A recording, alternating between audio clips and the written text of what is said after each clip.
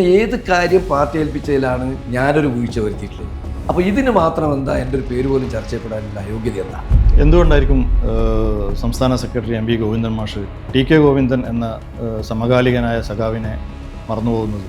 എനിക്ക് തോന്നുന്നത് അദ്ദേഹത്തിൻ്റെ ഭാര്യ വരണം എന്നുള്ളതുകൊണ്ട് എന്നെ തഴയുക എന്നുള്ളതായിരിക്കണം എന്നാണ് ഞാൻ ധരിക്കുന്നത്. ഓരോ കാര്യം അവിടെ എത്തിക്കുക, എന്നിട്ട് ഓരോരാളായി മാറുക, ആ ശീലം എനിക്ക് പാർട്ടിയിൽ എൻ്റെ ജീവിതത്തിലുണ്ടായി. ഈ തോന്നിവാസത്തെ, ഈ കുടുംബാധിപത്യത്തിന്, ഈ ധിക്കാരത്തിന് ചോദ്യം ചെയ്തേ മതിയാവും. ഓരോരോ ആളുടെയും ഭാര്യയും മക്കൾ അതൊക്കെ എങ്ങനെയാണ് മത്സരിച്ചിട്ടുള്ളതും മത്സരിപ്പിച്ചിട്ടുള്ളതും എന്നെല്ലാം എനിക്ക് കൃത്യമായിട്ട് പല ധാരണകളുമുണ്ട്.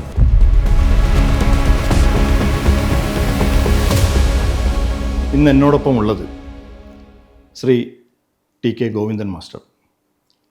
കണ്ണൂരിലെ ഓരോ പാർട്ടി പ്രവർത്തകനും, CPIM-ൻ്റെ ഓരോ പ്രവർത്തകനും, അല്ലെങ്കിൽ രാഷ്ട്രീയ പാർട്ടികളിൽപ്പെട്ട എല്ലാവർക്കും വളരെ സുപരിചിതനായ ഒരു മനുഷ്യൻ. 1970 പാർട്ടി അംഗത്വം നേടിയ ഒരാൾ. വളരെ കാലം ശ്രീകണ്ഠപുരം ഏരിയ കമ്മിറ്റിയുടെ സെക്രട്ടറി. ഏതാണ്ട് 10 വർഷത്തോളമായി കണ്ണൂർ ജില്ലാ സെക്രട്ടേറിയറ്റ് അംഗം.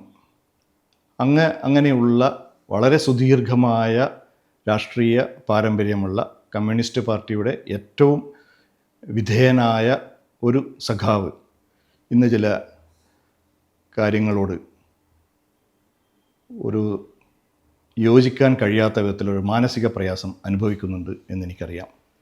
എന്താണ് മാഷേ താങ്കളുടെ ഇപ്പോഴത്തെ ഒരു പ്രയാസത്തിൻ്റെ അടിസ്ഥാനം? ഞാൻ പാർട്ടി മെമ്പർഷിപ്പിൽ വന്നത് 1970-ലാണ്. 1970 മെമ്പർഷിപ്പിൽ വന്നതിൻ്റെ പ്രവർത്തനം തുടങ്ങുന്നത് തളിപ്പറമ്പിലാണ്. തളിപ്പറമ്പ് സഖാവ് KM പരിയാരൻ എന്ന് പറഞ്ഞ വലിയ ഒരു നേതാവാണ്. അദ്ദേഹം ഏരിയ സെക്രട്ടറി അയക്കുന്ന ഏരിയ കമ്മിറ്റിയിലാണ് ഞാനും ഇപ്പോഴത്തെ നമ്മുടെ സംസ്ഥാന സെക്രട്ടറി MV ഗോവിന്ദൻ മാഷ് ഒന്നിച്ച് പ്രവർത്തിക്കുന്നത്. അതിനു മുമ്പ് യുവജന രംഗത്താണ് 70 അംഗത്വം എടുത്തതിന് ശേഷം യുവജന രംഗത്താണ് ഞാൻ പ്രവർത്തിച്ചത്. അന്ന് KSYF ആയിരുന്നു. 1975 എന്ന് പറഞ്ഞാൽ അടിയന്തരാവസ്ഥയുടെ ഘട്ടമാണ്. അതായത് നമ്മുടെ പാർട്ടി പ്രവർത്തനത്തിൽ ഭയക്കുന്ന ഒരു കാലമാണ്. ആരും പരസ്യമായി പ്രവർത്തിക്കാൻ ധൈര്യം കാണിക്കാത്ത ഒരു കാലമാണ്. ആ കാലത്താണ് ഞാൻ തളിപ്പറമ്പിൽ KSYF-ൻ്റെ സെക്രട്ടറിയായി തളിപ്പറമ്പ് ബ്ലോക്കിൽ പ്രവർത്തിക്കുന്നത്. തളിപ്പറമ്പ് ബ്ലോക്ക് എന്ന് പറയുന്നത് ഇരിട്ടിയുടെയും ആലക്കോടിൻ്റെയും എല്ലാം ഭാഗമായിട്ടുള്ള തളിപ്പറമ്പ് ബ്ലോക്ക്. അപ്പോൾ അങ്ങനെ ഞാൻ സെക്രട്ടറി ആകുന്നതിന് തൊട്ട് മുമ്പ് MV ഗോവിന്ദൻ മാഷായിരുന്നു. MV ഗോവിന്ദൻ മാഷ് ജില്ലാ സെക്രട്ടറി ആയി പോയപ്പോഴാണ് ഞാൻ തളിപ്പറമ്പ് ബ്ലോക്കിൻ്റെ സെക്രട്ടറി ആവുന്നത്. ആ കാലഘട്ടത്തിൽ മുതൽ ഈ പാർട്ടിയുടെ എല്ലാ പ്രവർത്തനങ്ങൾക്കും നേതൃത്വപരമായും അല്ലാതെയും നേതൃത്വം കൊടുത്തിട്ടുള്ള ആളാണ്. കൃത്യമായിട്ട് പറഞ്ഞാൽ 1975 KSYF-ന് ശേഷം 77 അവൾ അടിയന്തരാവസ്ഥ പിൻവലിച്ചല്ലോ. പിൻവലിച്ചതിനെ തുടർന്ന് ഞാൻ തളിപ്പറമ്പ് ഏരിയ കമ്മിറ്റിയിൽ നിന്ന് ശ്രീകണ്ഠപുരം ഏരിയ കമ്മിറ്റി സെക്രട്ടറിയായി പോയി. 1981-ലാണ് ശ്രീകണ്ഠപുരം ഏരിയ കമ്മിറ്റി രൂപീകരിക്കുന്നത്. നമ്മളെ മുഖ്യമന്ത്രി പിണറായി വിജയനാണ് ഏരിയ സമ്മേളനം ഉദ്ഘാടനം ചെയ്തത്, കൃത്യമായിട്ട് ഓർമ്മ. ആ സമ്മേളനത്തിൽ പാർട്ടി എന്നെയാണ് സെക്രട്ടറിയായി നിശ്ചയിച്ചത്. അന്ന് മലയോര മേഖലയിൽ ഞങ്ങൾ 2 പേരാണ് തളിപ്പറമ്പ് ഏരിയ കമ്മിറ്റി ഉണ്ടായിരുന്നത്. KM ജോസഫും ഒന്ന് ഞാനുമായിരുന്നു. അപ്പോൾ ഞാൻ സെക്രട്ടറിയായി പ്രവർത്തിക്കുന്നത്. ഞാൻ ചെറുതാണ്, 83 എന്ന് പറയുമ്പോൾ 10-30 വയസ്സ് മാത്രമുള്ള സമയത്താണ്. അപ്പം ഞാൻ സെക്രട്ടറി ആവണമെന്നാണ് പാർട്ടി നിശ്ചയിച്ചത്. ഞാനത് സ്വീകരിക്കുകയും ചെയ്തു. സെക്രട്ടറി ആകുമ്പോൾ ലീവ് എടുത്ത് പ്രവർത്തിക്കണം. ഞാൻ അധ്യാപകനായിരുന്നു. അപ്പോൾ ലീവ് എടുത്ത് പ്രവർത്തിക്കേണ്ട ഒരവസ്ഥ വന്നു. ലീവ് എടുക്കാൻ വേണ്ടി തീരുമാനിച്ചു. പാർട്ടി തീരുമാനിച്ചു, ഞാൻ അനുസരിച്ചു. അങ്ങനെ ലീവ് എടുത്തുകൊണ്ടാണ്, ശമ്പളമില്ലാത്ത ലീവ് എടുത്തിട്ടാണ് ഞാൻ ഏരിയ സെക്രട്ടറി ആയിട്ട് ചുമതലയേറ്റ് പ്രവർത്തനം ആരംഭിക്കുന്നത്. തുടർന്ന് ഒരുപാട് പാർട്ടിയുടെ നേതൃത്വത്തിൽ ഞാൻ പ്രവർത്തിച്ചിട്ടുണ്ട്. അതിനുശേഷം കമ്മിറ്റിക്ക് ശേഷം പിന്നീട് ഒരു ഘട്ടത്തിൽ ഞാൻ ഏരിയ കമ്മിറ്റി സെക്രട്ടറി സ്ഥാനത്ത് നിന്ന് ഒഴിവായി. ഞാൻ സ്വയം ഒഴിവായതാണ്. അന്ന് ചടയൻ എന്നോട് വലിയ എതിർപ്പ് പറഞ്ഞിട്ട് ഒഴിവാകുന്നില്ല. ചടയൻ ഇന്നത്തെ അല്ല TK എന്ന് എന്നെ വിളിക്കുള്ളൂ. വളരെ സ്നേഹത്തിലും ബഹുമാനത്തിലും ചടയൻ വിളിക്കുക. അങ്ങനെയാണ്. ഗോവിന്ദൻ മാഷ് എന്ന് വിളിക്കുക, TK എന്നാണ് വിളിക്കുക. അല്ല TK എന്താ നിങ്ങളുടെ ഭാവം എന്താ, എന്തിനാ ഞങ്ങൾ ഒഴിവാകുന്നത്? ഞാൻ പറഞ്ഞു, ചേട്ടാ ഇങ്ങനെയാണ് സാമ്പത്തികമായി വലിയ സ്ഥിതി. അന്ന് ഇന്നത്തെ പോലെ ഫണ്ടൊന്നുമില്ല. പാർട്ടിക്ക് ഇന്ന് ഇഷ്ടംപോലെ ഫണ്ട് ഉണ്ടല്ലോ. അന്ന് ഫണ്ടൊന്നുമില്ല. അന്ന് നമ്മളുണ്ടാക്കില്ല. ഞാൻ സ്കൂളിൽ പോയ ശമ്പളത്തിൽ നിന്നാണ് KSYFിൻ്റെ പ്രവർത്തനം തുടങ്ങിയത്. ഒരു ഫണ്ടില്ല, ഒരു പൈസയുമില്ല അന്ന്. KSYFിന് ഫണ്ടില്ല, ഒന്നുമില്ല. പക്ഷേ എനിക്ക് വീട്ടിൽ വലിയ ദാരിദ്ര്യം ഇല്ലാത്തതുകൊണ്ട് ഞാൻ കിട്ടുന്ന ശമ്പളമൊന്നും വീട്ടിൽ കൊടുക്കില്ല, ഞാൻ ഇതും കൊണ്ടുപോകും, ചിലവാക്കലാണ്. അപ്പം അങ്ങനെ വന്നപ്പോഴാണ് ആ ഏരിയ സംവിധാനം ആലോചിച്ചപ്പോൾ പറഞ്ഞു ഈ ഏരിയ കമ്മിറ്റിയും മുമ്പോട്ട് പോകാൻ പറ്റാത്ത അവസ്ഥ വന്നു, ഫണ്ടില്ല. അപ്പോൾ എല്ലാവരും കൂടി തീരുമാനിച്ചു മാഷ് സ്കൂളിൽ പോകട്ടെ. അവിടുന്ന് നമ്മൾ ഏരിയ കമ്മിറ്റിക്കാർ അങ്ങനെ ഒരു ടേമിൽ ഞാൻ സ്കൂളിൽ പോകാൻ വേണ്ടി തീരുമാനിച്ചു. സ്കൂളിൽ പോയി. ഞാൻ ഒഴിവായിട്ടാണ് പോയത്. അന്നേരം എൻ്റെ പഞ്ചായത്ത് ബസ് ഉണ്ടായി, ഞാൻ പഞ്ചായത്ത് ബസ് ഉണ്ടായിരുന്നു മലപ്പെട്ട. അപ്പോൾ അത് കഴിഞ്ഞതിന് ശേഷമാണ് അവിടെ നമ്മളൊരു KR എന്ന് പറഞ്ഞിട്ടാണ് മരിച്ചുപോയി. അയാൾ സെക്രട്ടറി ഒരു ടേമിൽ ഒരു 3 വർഷം അയാൾ നിന്നു. പക്ഷേ അതോടുകൂടി പാർട്ടിക്കകത്ത് ഒരുപാട് സംഘടനാ പ്രശ്നങ്ങൾ. അങ്ങനെയാണ് ജെയിംസ് മാത്യു അവിടെ സെക്രട്ടറി ആയിട്ട് വരുന്നത്. ജെയിംസ് മാത്യു ഒരു ടേമിൽ സെക്രട്ടറി ആയിട്ട് വന്നു. രണ്ടാമത്തെ ടേം ആകുമ്പോഴേക്ക് ജില്ലാ പഞ്ചായത്തിലേക്ക്, ജില്ലാ കൗൺസിലിലേക്ക് മത്സരിച്ചു. അപ്പോൾ ജെയിംസ് ഒഴിവായിട്ട് തിരിച്ച് എന്നോട് തന്നെ സെക്രട്ടറി ആകാൻ വേണ്ടി ഞാൻ വീണ്ടും ശ്രീകണ്ഠപുരത്തിൻ്റെ സെക്രട്ടറി ആയിട്ട് വീണ്ടും വന്നു. പാർട്ടി പറഞ്ഞു എന്നോട് തിരിച്ചു വരണം, സ്കൂളിൽ ലീവ് എടുക്കണം. ഞാൻ അതനുസരിച്ച് തിരിച്ച് വീണ്ടും ഞാൻ സെക്രട്ടറി ആയി. പിന്നെ ദീർഘകാലം ഞാൻ തന്നെ സെക്രട്ടറി ആയി. പിന്നീട് ഒരുപാട് വർഷം ഞാൻ തന്നെ, എൻ്റെ അഭിപ്രായത്തിൽ ഒരു 10-20 വർഷം ഞാൻ ഏരിയ സെക്രട്ടറി ആയി. അതായത് ഈ കേരളത്തിലെ ഏറ്റവും കൂടുതൽ കാലം ഏരിയ സെക്രട്ടറി ആയി പ്രവർത്തിച്ച ഒരാൾ ഞാനായിരിക്കും. ആ കാലത്ത് അത്ര ഏരിയ കമ്മിറ്റി സെക്രട്ടറി. അന്ന് ഞാൻ വളർത്തിയെടുത്ത കുറേ ചെറുപ്പക്കാരുണ്ട്, SFIയുടെയും DYFI. ആ ചെറുപ്പക്കാരൊക്കെ എന്തുപോയി, അവർ DYFI സംസ്ഥാന കമ്മിറ്റിയായി, MLA ആയി, പാർട്ടി സംസ്ഥാന കമ്മിറ്റിയായി. ഞാൻ അപ്പോഴും എന്ത് ചെയ്യുന്നുണ്ട്, ഏറ്റവും വലിയ ഏരിയ സെക്രട്ടറി ആയിട്ട് അവിടെ ഇരിക്കുന്നുണ്ട്. നമ്മൾ TV രാജേഷിൽ അവിടെ വന്നിട്ട് ഏരിയ കമ്മിറ്റി ഓഫീസിൽ കിടന്ന പിന്നെ അതിൽ രാജേഷിൽ പറയും. അപ്പോൾ അങ്ങനെ ഒരുപാട് ചെറുപ്പക്കാരെ ആ ഘട്ടത്തിൽ ഞാൻ വളർത്തി. സുമേഷ് MLA, സുമേഷിന് ഇപ്പോഴത്തെ സെക്രട്ടേറിയറ്റ് മെമ്പറായിട്ടുള്ള ഇതിനൊക്കെ ഞാനാണ്, എനിക്ക് ശേഷം ഗോപിനെ ഞാനാണ് സെക്രട്ടറി നിർദ്ദേശിച്ചിട്ട് അവിടെ ഏരിയ സെക്രട്ടറി കൊണ്ടുവരുന്നത് തന്നെ. അപ്പോൾ ഇവരൊക്കെ അതിൽ എൻ്റെ ഒരു രീതി എന്താ, ഈ ചെറുപ്പക്കാരോട് ഇപ്പോഴും അതെ, ഈ പ്രായമല്ല എനിക്കുണ്ടെങ്കിലും ഈ ചെറുപ്പക്കാർക്ക് ഇപ്പോഴും എന്നോട് വലിയ സ്നേഹമാണ്, ബഹുമാനമാണ്. അത് എനിക്ക് ഉള്ളൊരു പ്രത്യേകത. നിങ്ങൾ എവിടെ നോക്കിയാലും കണ്ടാൽ ചെറുപ്പക്കാർക്ക് ഏറ്റവും എന്നോട്, യൂത്തിനോടുള്ളതിനേക്കാൾ സ്നേഹം എന്നോട് ചെറുപ്പക്കാർക്കുണ്ട്. കാരണം ഞാൻ അവരോ അങ്ങനെയാണ് സമീപിക്കുന്നത്. അങ്ങനെ ഒരുപാട് ചെറുപ്പക്കാർ ഒരു നിര തന്നെ ശ്രീകണ്ഠപുരം ഞാൻ വളർത്തിക്കൊണ്ടിട്ടുണ്ട്. അതിനുശേഷം ശ്രീകണ്ഠപുരം പരിയാരം മെഡിക്കൽ കോളേജിൻ്റെ ചെയർമാനായിട്ട് പോകും. അതൊരു പ്രത്യേക സാഹചര്യത്തിലാണ്. അത് കഴിഞ്ഞ് വീണ്ടും ഏരിയ സെക്രട്ടറി ആയിട്ട് ഞാൻ വീണ്ടും വന്നു. എവിടെ മയ്യിലും കുറേ സംഘടനാ പ്രശ്നം വന്നു. അപ്പോൾ അങ്ങോട്ടേക്ക് അപ്പോൾ മയ്യിൽ പോകണമെന്ന് പറഞ്ഞു. ഞാൻ പാർട്ടി പറഞ്ഞാൽ അപ്പം എല്ലാം അനുസരിക്കുക എന്നുള്ളതാണ് എൻ്റെ രീതി. ശരി, മയ്യിൽ പോയി. അന്ന് ആ മയ്യിൽ പാർട്ടി എന്ന് പറഞ്ഞാൽ തമ്മിൽ ആ പാർട്ടി ഓഫീസിൽ കയറില്ല ആരും, നേതാക്കന്മാർ കണ്ടാൽ മിണ്ടില്ല. അങ്ങനെയുള്ള കുറേ ഒരു വല്ലാത്തൊരവസ്ഥയാണ് മയ്യിൽ നേരിടുന്നതായിരുന്നു. ആ ഘട്ടത്തിൽ എന്നോടൊന്ന് അവിടെ പോയി പാർട്ടി സെക്രട്ടറി ആണെന്ന് പറഞ്ഞു. ഞാൻ പോയി സെക്രട്ടറിയായി. നല്ലൊരു പാർട്ടിയായി പാടാം. മയ്യിലെ ആ സ്ഥിതിയെല്ലാം മാറി ആ നല്ലൊരു ഓഫീസും കാര്യവും സൗകര്യവും എല്ലാം ആക്കി നല്ല ഒരു പാർട്ടിയായി. പിന്നീട് ബിജു കണ്ടക്കൈ ഉണ്ടല്ലോ, ബിജു കണ്ടക്കൈ സെക്രട്ടറിയായി ഏൽപ്പിച്ചിട്ടാണ് ഞാൻ അവിടുന്ന് സെക്രട്ടേറിയറ്റിൽ വന്നുകൊണ്ടാണ് ബിജുവിനെ സെക്രട്ടേറിയറ്റ് എടുത്തത്. അപ്പോഴാണ് എന്നെ സെക്രട്ടേറിയറ്റിൽ എടുക്കുന്നത്, മനസ്സിലായില്ലേ? അപ്പോൾ ഇങ്ങനെ ദീർഘമേറിയ കാലത്ത് ഇതും ഞാൻ എൻ്റെ മലപ്പുറത്ത് എങ്ങനെ പാർട്ടി പ്രവർത്തനത്തിൽ പോകുന്നത്, മലപ്പുറം ശശിക്കറിയോ, നടന്നിട്ട് എത്ര കിലോമീറ്റർ. ഇന്ന് നമ്മൾ ശ്രീകണ്ഠപുരം ഓഫീസിലേക്ക് എൻ്റെ തറവാട് വീട്ടിൽ നിന്ന് ഒരു 7-8 കിലോമീറ്റർ ഉണ്ടാവും. ഈ 8 കിലോമീറ്റർ നടന്നിട്ടാണ്. കാരണം ഒരു വാഹനമില്ല, അന്ന് റോഡും ഇല്ല, ഒന്നുമില്ല.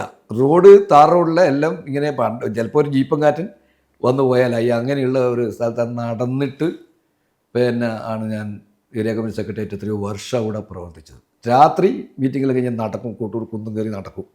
പാച്ചനി എന്നോട് പലപ്പം പറഞ്ഞിട്ടുണ്ട്, നീ ഇങ്ങനെ രാത്രി നടന്നു പോകാൻ പാടില്ല, രാത്രി ഒറ്റയ്ക്ക് ഇങ്ങനെ നടന്നു പോകാൻ പാടില്ല, എന്താ കാല കൈ മുട്ടി വീണ് പോയി ആരെ വിളിക്കും, വിജനമായ പ്രദേശത്തെ വീട്ടിൽ നടക്കുന്നത്, അങ്ങനെയൊക്കെ പറഞ്ഞിട്ടുണ്ട്. അപ്പോൾ അങ്ങനെയാണ് ഞാൻ ഈ പ്രവർത്തനം നടത്തിയത്. ഈ മലപ്പുറത്ത് ഒരുപാട് പ്രയാസം സഹിച്ചിട്ട്, മറ്റെല്ലാ ടൗണിൽ പാർട്ടി പ്രവർത്തനം നടത്തുമ്പോൾ എല്ലാം മലയോരത്തെ പാർട്ടി പ്രവർത്തനം അത്രയും യാത്രാ പ്രശ്നം മാത്രമല്ല, ഒരുപാട് സങ്കീർണതകളാണ് ഈ മലയോരത്തെ രാഷ്ട്രീയ പ്രവർത്തനം എന്ന് പറയുന്നത്.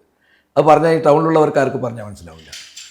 അതൊക്കെ കഴിഞ്ഞിട്ടാണ് ഇത് വന്നത്. ഇപ്പം എന്താ കാര്യം എന്ന് വെച്ചാൽ, ഞാനിപ്പോൾ ഇങ്ങനെ ഇതൊക്കെ പറയാനുണ്ട് കാരണം ചിലപ്പോൾ അത് കാരണം ഞാൻ അതിലേക്ക് വരാം.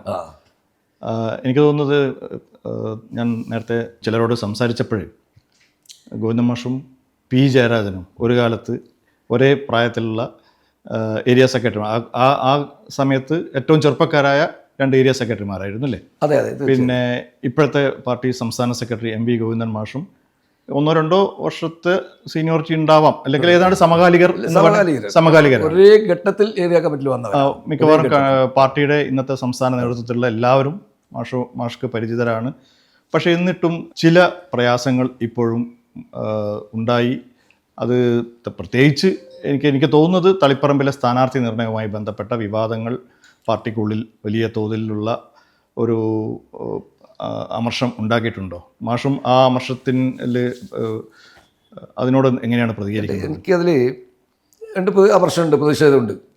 ഞാൻ അങ്ങനെ ഒരു അമർഷമോ പ്രതിഷേധമോ ഇന്ന് വരെ ഈ പാർട്ടിയിൽ ഒരു ഘട്ടത്തിലും പ്രകടിപ്പിച്ചിട്ടില്ല. എനിക്ക് അത്ര ഹാർട്ട് ചെയ്തിട്ടുമില്ല. കാരണം എന്താ വെച്ചാൽ അന്നേരം എനിക്ക് പാർട്ടി സംഘടനാ പ്രവർത്തനം താല്പര്യം, ഞാൻ ആ സംഘടനാ പ്രവർത്തനം നടത്തുന്നുണ്ട്.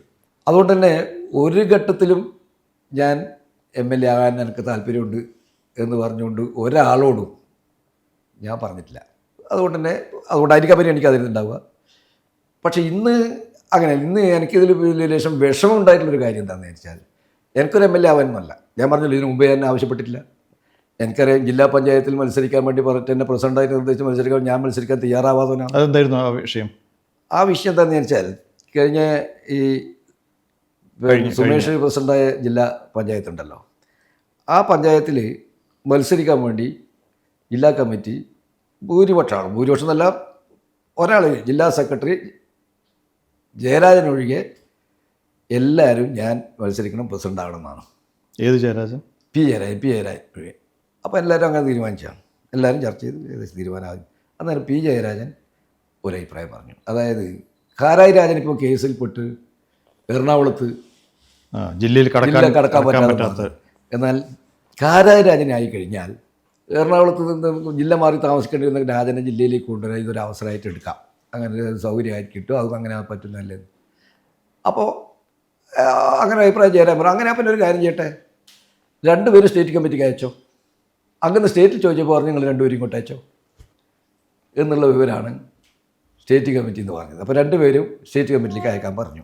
പിന്നെ തീരുമാനിക്കേണ്ട സ്റ്റേറ്റ് കമ്മിറ്റി നിന്നാണ്. TK ഗോവിന്ദൻ, കാരായി രാജൻ അങ്ങനെ തീരുമാനിക്കേണ്ട അവിടെ നിന്നാണ്. അപ്പോൾ ഇത് വന്നപ്പോൾ എന്നോട് ഈ കാര്യം ഞാൻ അറിഞ്ഞാൽ എന്നോട് പറഞ്ഞു, ഞാൻ മത്സരരംഗത്തില്ല. കാരണം ഈ കാരായി രാജനും ഞാനും വളരെ അടുത്ത സുഹൃത്തുക്കളാണ്, വളരെ വളരെ എല്ലാ കാര്യങ്ങളും അടുത്ത സുഹൃത്തുക്കളാണ്. എനിക്കങ്ങനെ ഒരാളോട് ശത്രുതയില്ലല്ലോ. അപ്പം ഞങ്ങൾ രണ്ടുപേരും പോയാൽ എന്താ സ്റ്റേറ്റ് കമ്മിറ്റിയിൽ ധരിക്കുക? ഒന്നിക്കിൽ എന്നെ അംഗീകരിച്ച് വന്നാൽ രാജൻ എന്താ ധരിക്കുക?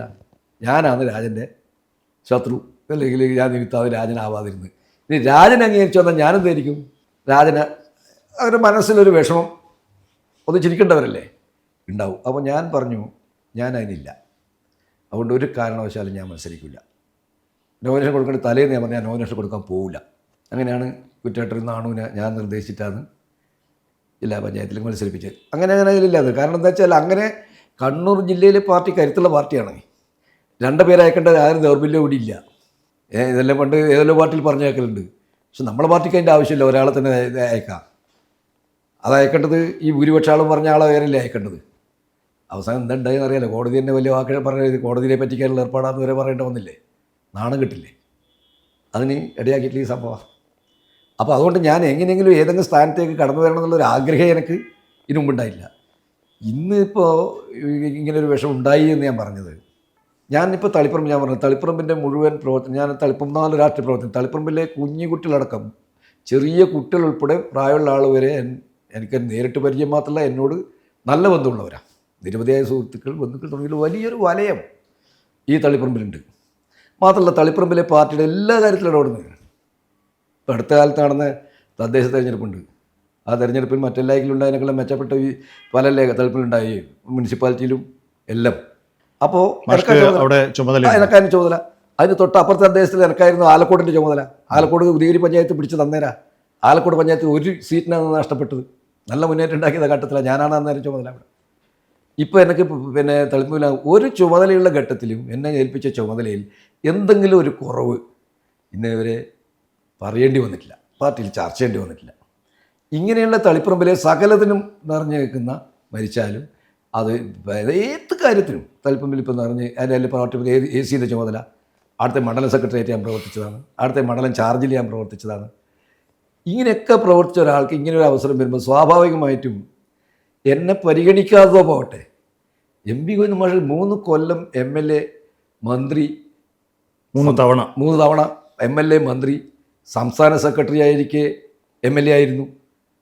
ഇയാളെന്നെ താഴെ പഠിപ്പിക്കുന്നെന്താ? പഞ്ചായത്തിൽ പ്രസിഡൻ്റ് ആണെങ്കിൽ ലോക്കൽ സെക്രട്ടറി അങ്ങ് രാജിവെച്ചോളൂ മത്സരിച്ചോളൂ എന്നല്ലേ. രാജിവെച്ചിട്ട് തോറ്റിട്ടുണ്ടെങ്കിൽ തന്നെ പിന്നെ തിരിച്ച് ലോക്കൽ സെക്രട്ടറി ആകാൻ പറ്റില്ല എന്നാണ് നമ്മുടെ സിദ്ധാന്തം. അത് മാഷുൾപ്പെടെ ഉണ്ടാക്കിയ സിദ്ധാന്തമാണല്ലോ. എന്നാൽ ഇതൊന്നും മാഷക്ക് ബാധകമല്ല. ഇതുപോലെ തന്നെയാണ് തിരുവനന്തപുരം ഇങ്ങനെ ഇവർക്ക് പാർട്ടി ഇത് മേലുള്ളവർക്ക് ഇത് ബാധകമല്ല, താഴെ ഇത് ബാധകമുള്ളൂ എന്നൊരു രീതി അന്നും ചോദ്യം ചെയ്യപ്പെട്ടതാണ്. പക്ഷേ അന്നെല്ലാം എല്ലാവരും പറഞ്ഞ് സമാധാനിപ്പിക്കുന്ന കാര്യമുണ്ട്, ഒരു ബൈ ഇലക്ഷൻ ഉണ്ടാക്കണ്ട എന്നുള്ളതുകൊണ്ടാണെന്ന് പറഞ്ഞ് സമാധാനിപ്പിക്കുക. പോട്ടെ, അത് വിഷയം പോട്ടെ. അങ്ങനെ ആയാലും പാർട്ടി സംസ്ഥാന കമ്മിറ്റി സെക്രട്ടറിയിലെ ഗോവിന്ദൻ മാഷ്, അയാൾക്ക് മേലെ ആരും കൊണ്ടുപോയി പാർട്ടിയിൽ? കേരളത്തിലെ ഏറ്റവും വലിയൊരു പാർട്ടിയുടെ സെക്രട്ടറിയിലെ അയാളെ ഭാര്യ തന്നെ വേണം ഇവിടെ MLA ആവാമെന്ന് ചിന്തിക്കുന്ന ആ മനസ്സിന് എന്താ പറയുക?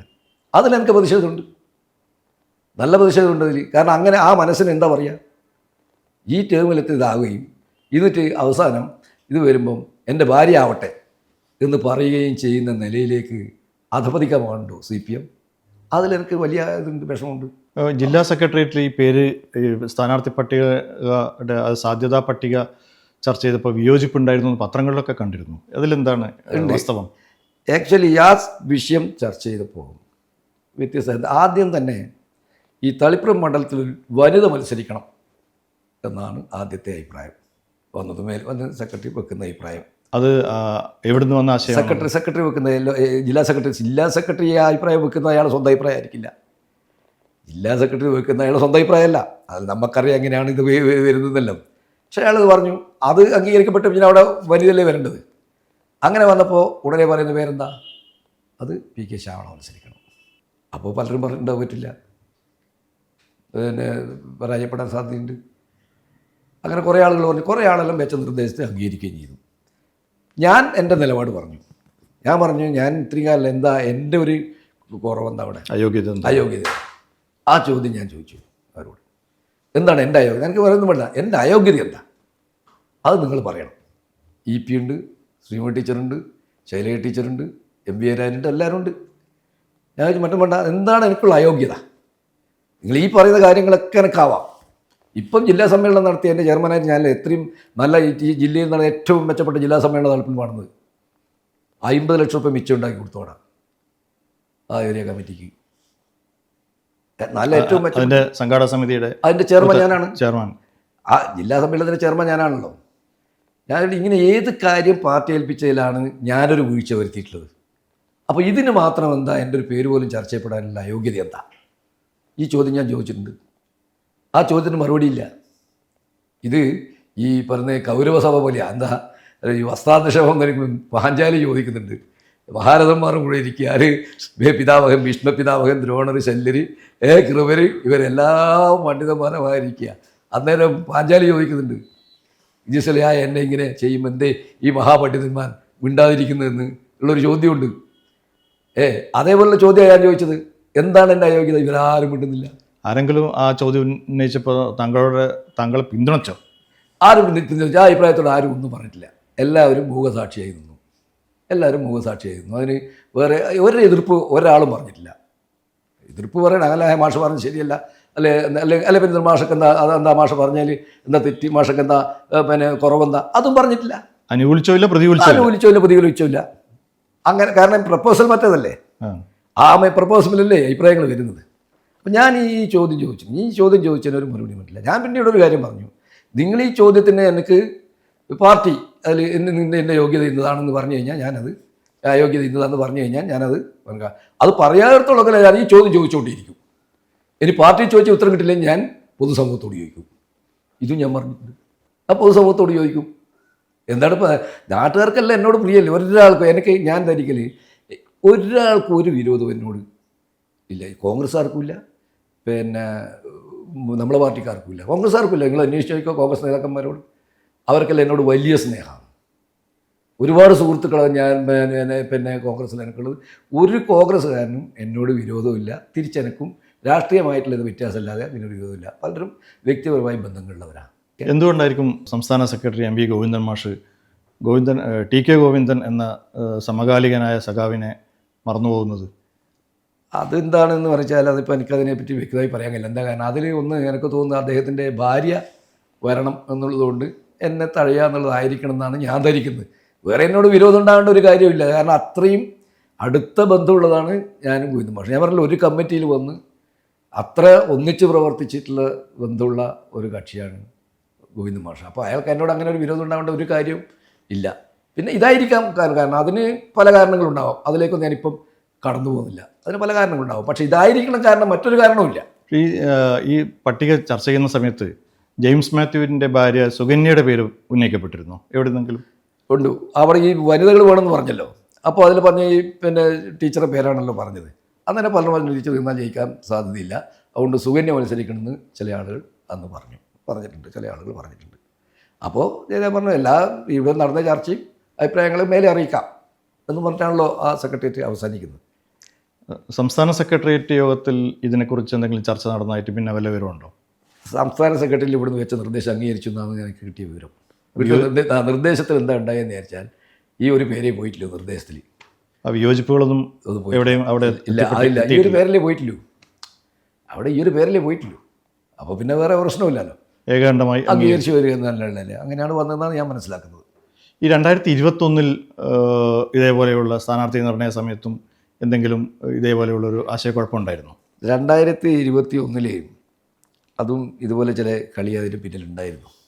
അന്ന് നമ്മളെ ശിവദാസൻ, ഇപ്പോഴത്തെ MP രാജ്യസഭ പി ശിവദാസൻ അന്ന് അത്ര ഫെമിലിയറൊന്നുമല്ല. SFIൻ്റെ നേതാവ് ഉള്ളൊരു തളിപ്പുകാർക്കോ പറ്റില്ല, അങ്ങനെ ഒരു വ്യക്തിത്വമല്ല ശിവദാസൻ. അവിടെ ഇത് മത്സരിക്കുമ്പോൾ ഇതേപോലെ തന്നെ ഞാനാണ് അവിടുത്തെ മണ്ഡലം സെക്രട്ടറി. പിന്നെ ജെയിംസ് ഉള്ളത്ത് മണ്ഡലം ചുമതല എനക്കാം, ജെയിംസിനെ ജയിപ്പിക്കുന്നതിന് മണ്ഡലം ചുമതല എനക്കാം, ഞാനത് മണ്ഡലം ചുമതല. പിന്നെ അപ്പോൾ അങ്ങനെ വന്നപ്പോൾ ഈ ശിവദാസനാണ് മത്സരിക്കാൻ വേണ്ടി നിർദ്ദേശിച്ചു. അതിൽ ശിവദാസൻ ഞാൻ വളരെ അടുത്താണ്, ഇന്നും അതെ, ഞങ്ങൾ ഒന്നിച്ചു പ്രവർത്തി, ഇന്നും ലൈബ്രറിൻ്റെ കാര്യം ഒന്നിച്ച് ഞങ്ങൾ ഇപ്പം അത് നല്ലതാണ്. അതെന്ന് പറഞ്ഞാൽ ഇന്ന പോലെയാണ് ശിവദാസനെ ഇപ്പോൾ അതൊന്നുമില്ല, ശിവദാസൻ ഇപ്പോൾ തൽപ്പം കൊണ്ടൊന്നുമില്ല, എല്ലാവരും കുമ്പരിയില്ലാതെ ഉള്ള അഭിപ്രായം ഞാൻ അന്നും ഞാൻ പറഞ്ഞിന്. ഇന്നപോലെയൊന്നും എനിക്കാവണമെന്നൊന്നും ഞാൻ പറഞ്ഞില്ലെന്ന്. ശിവദാസൻ്റെ നില ഗുണനിലയുടെ അംഗീകരിക്കപ്പെടാൻ അല്ലെങ്കിൽ ജനങ്ങളുടെ എങ്ങനെ യാതൊരു ഇതും ഇല്ലാത്ത ആളാണ് എന്നൊക്കെ പറഞ്ഞപ്പോൾ അപ്പോൾ അത് എനിക്ക് പിന്നീട് ബോധ്യമായി അത് ശിവദാസനെ കൊണ്ടുവരാൻ വേണ്ടിയിട്ടല്ല. പിന്നീട് ഇയാളാ വന്ന് ഗോവിന്ദ മാഷ് വന്നു. അപ്പോൾ ഗോവിന്ദ മാഷക്ക് വേണ്ടി കളിച്ച കളിയാകുന്ന പിന്നെ എനിക്ക് മനസ്സിലായത്. ആദ്യം അത് ആ തന്ത്രം മനസ്സിലായിട്ടില്ല? ഇല്ല എനിക്ക് അതാദ്യം മനസ്സിലായിട്ടില്ല. പിന്നീട് മാറി വന്നപ്പോഴാണ് എനിക്കത് മനസ്സിലായത്. അങ്ങനെയൊക്കെ ചില കാര്യങ്ങളൊക്കെ ഇതിൽ നടന്നിട്ടുണ്ട്. അപ്പോൾ ഇങ്ങനെയുള്ള ഒരു ചെറിയ ഒരു മാനസിക പ്രയാസം അല്ലെങ്കിൽ പരാതി പാർട്ടിയിലെ ഏതെങ്കിലും ഘട്ടത്തിൽ മുതിർന്ന നേതാക്കന്മാരോടൊക്കെ ഷെയർ ചെയ്യാൻ പറ്റിയിട്ടുണ്ടോ? ഇല്ല എനിക്ക് ആ സ്വഭാവം ഇല്ല. പാർട്ടി കമ്മിറ്റിയിൽ ചർച്ച ചെയ്ത് കഴിഞ്ഞാൽ അത് അവിടെ അവസാനിച്ചു. ഈ പോയി സോപ്പിടുക അല്ലെങ്കിൽ പോയി പറയുക, ഇങ്ങനെ പോയിട്ട് ഓരോ കാര്യം അവിടെ എത്തിക്കുക, എന്നിട്ട് ഓരോരാളായി മാറുക, ആ ശീലം എനിക്ക് പാർട്ടിയിൽ എൻ്റെ ജീവിതത്തിൽ ഉണ്ടായിട്ടില്ല. ഒരു ഗ്രൂപ്പ് എൻ്റെ ജീവിതത്തിലുണ്ടാകും. അതുകൊണ്ട് തന്നെ ഞാൻ ഇന്ന് ഒറ്റക്കാണ് എൻ്റെ അഭിപ്രായത്തിൽ എന്ന് പറഞ്ഞാൽ ഒരു വിഭാഗത്തെ ഉണ്ടാക്കി, അങ്ങനെയുള്ള പല ആളും ഇപ്പോൾ ചെയ്യുന്നത്, കുറച്ച് ആളെ കൂടെ നിർത്തി ഒരു വിഭാഗത്തെ ഉണ്ടാക്കി എടുക്കാറില്ല. ആ ശീലം എൻ്റെ പാർട്ടിയിൽ എനിക്ക് ഉണ്ടായിട്ടില്ല, ഒരിക്കലും ഉണ്ടായിട്ടില്ല. ഇപ്പോഴും അതില്ല. ഇപ്പോഴും ഞാൻ ഈ അതിർത്തിയെല്ലാം പറയുന്നുണ്ടെങ്കിൽ ഞാൻ എൻ്റെ സഹാക്കളോട് ആരോടും ഞാൻ ഈ അതിർത്തി പറഞ്ഞിട്ടില്ല, ഇങ്ങനെയുണ്ട് എന്നുള്ളത് ഞാൻ പറഞ്ഞിട്ടില്ല. ആകെ ഞാൻ സന്തോഷത്തോട് നമ്മളടുത്ത് ഏരിയ സെക്രട്ടറി, കാരണം ഞങ്ങൾ ഒന്നിച്ച് അങ്ങനെ പ്രവർത്തിക്കുന്നവരാണല്ലോ, നമ്മൾ സന്തോഷം ഇങ്ങനെയൊക്കെ ഉണ്ട് ചില കാര്യങ്ങൾ എന്നുള്ളതിലൊക്കെയുള്ള ഒരു വിഷമം സന്തോഷത്തോട് പറഞ്ഞതല്ല. മറ്റൊരാളോടും ഈ കാര്യം ഞാൻ പറഞ്ഞിട്ടില്ല, ഇങ്ങനെ എനിക്കങ്ങനെ വിഷമമുണ്ടെന്ന് ആരോട്ടും അറിയേയില്ല.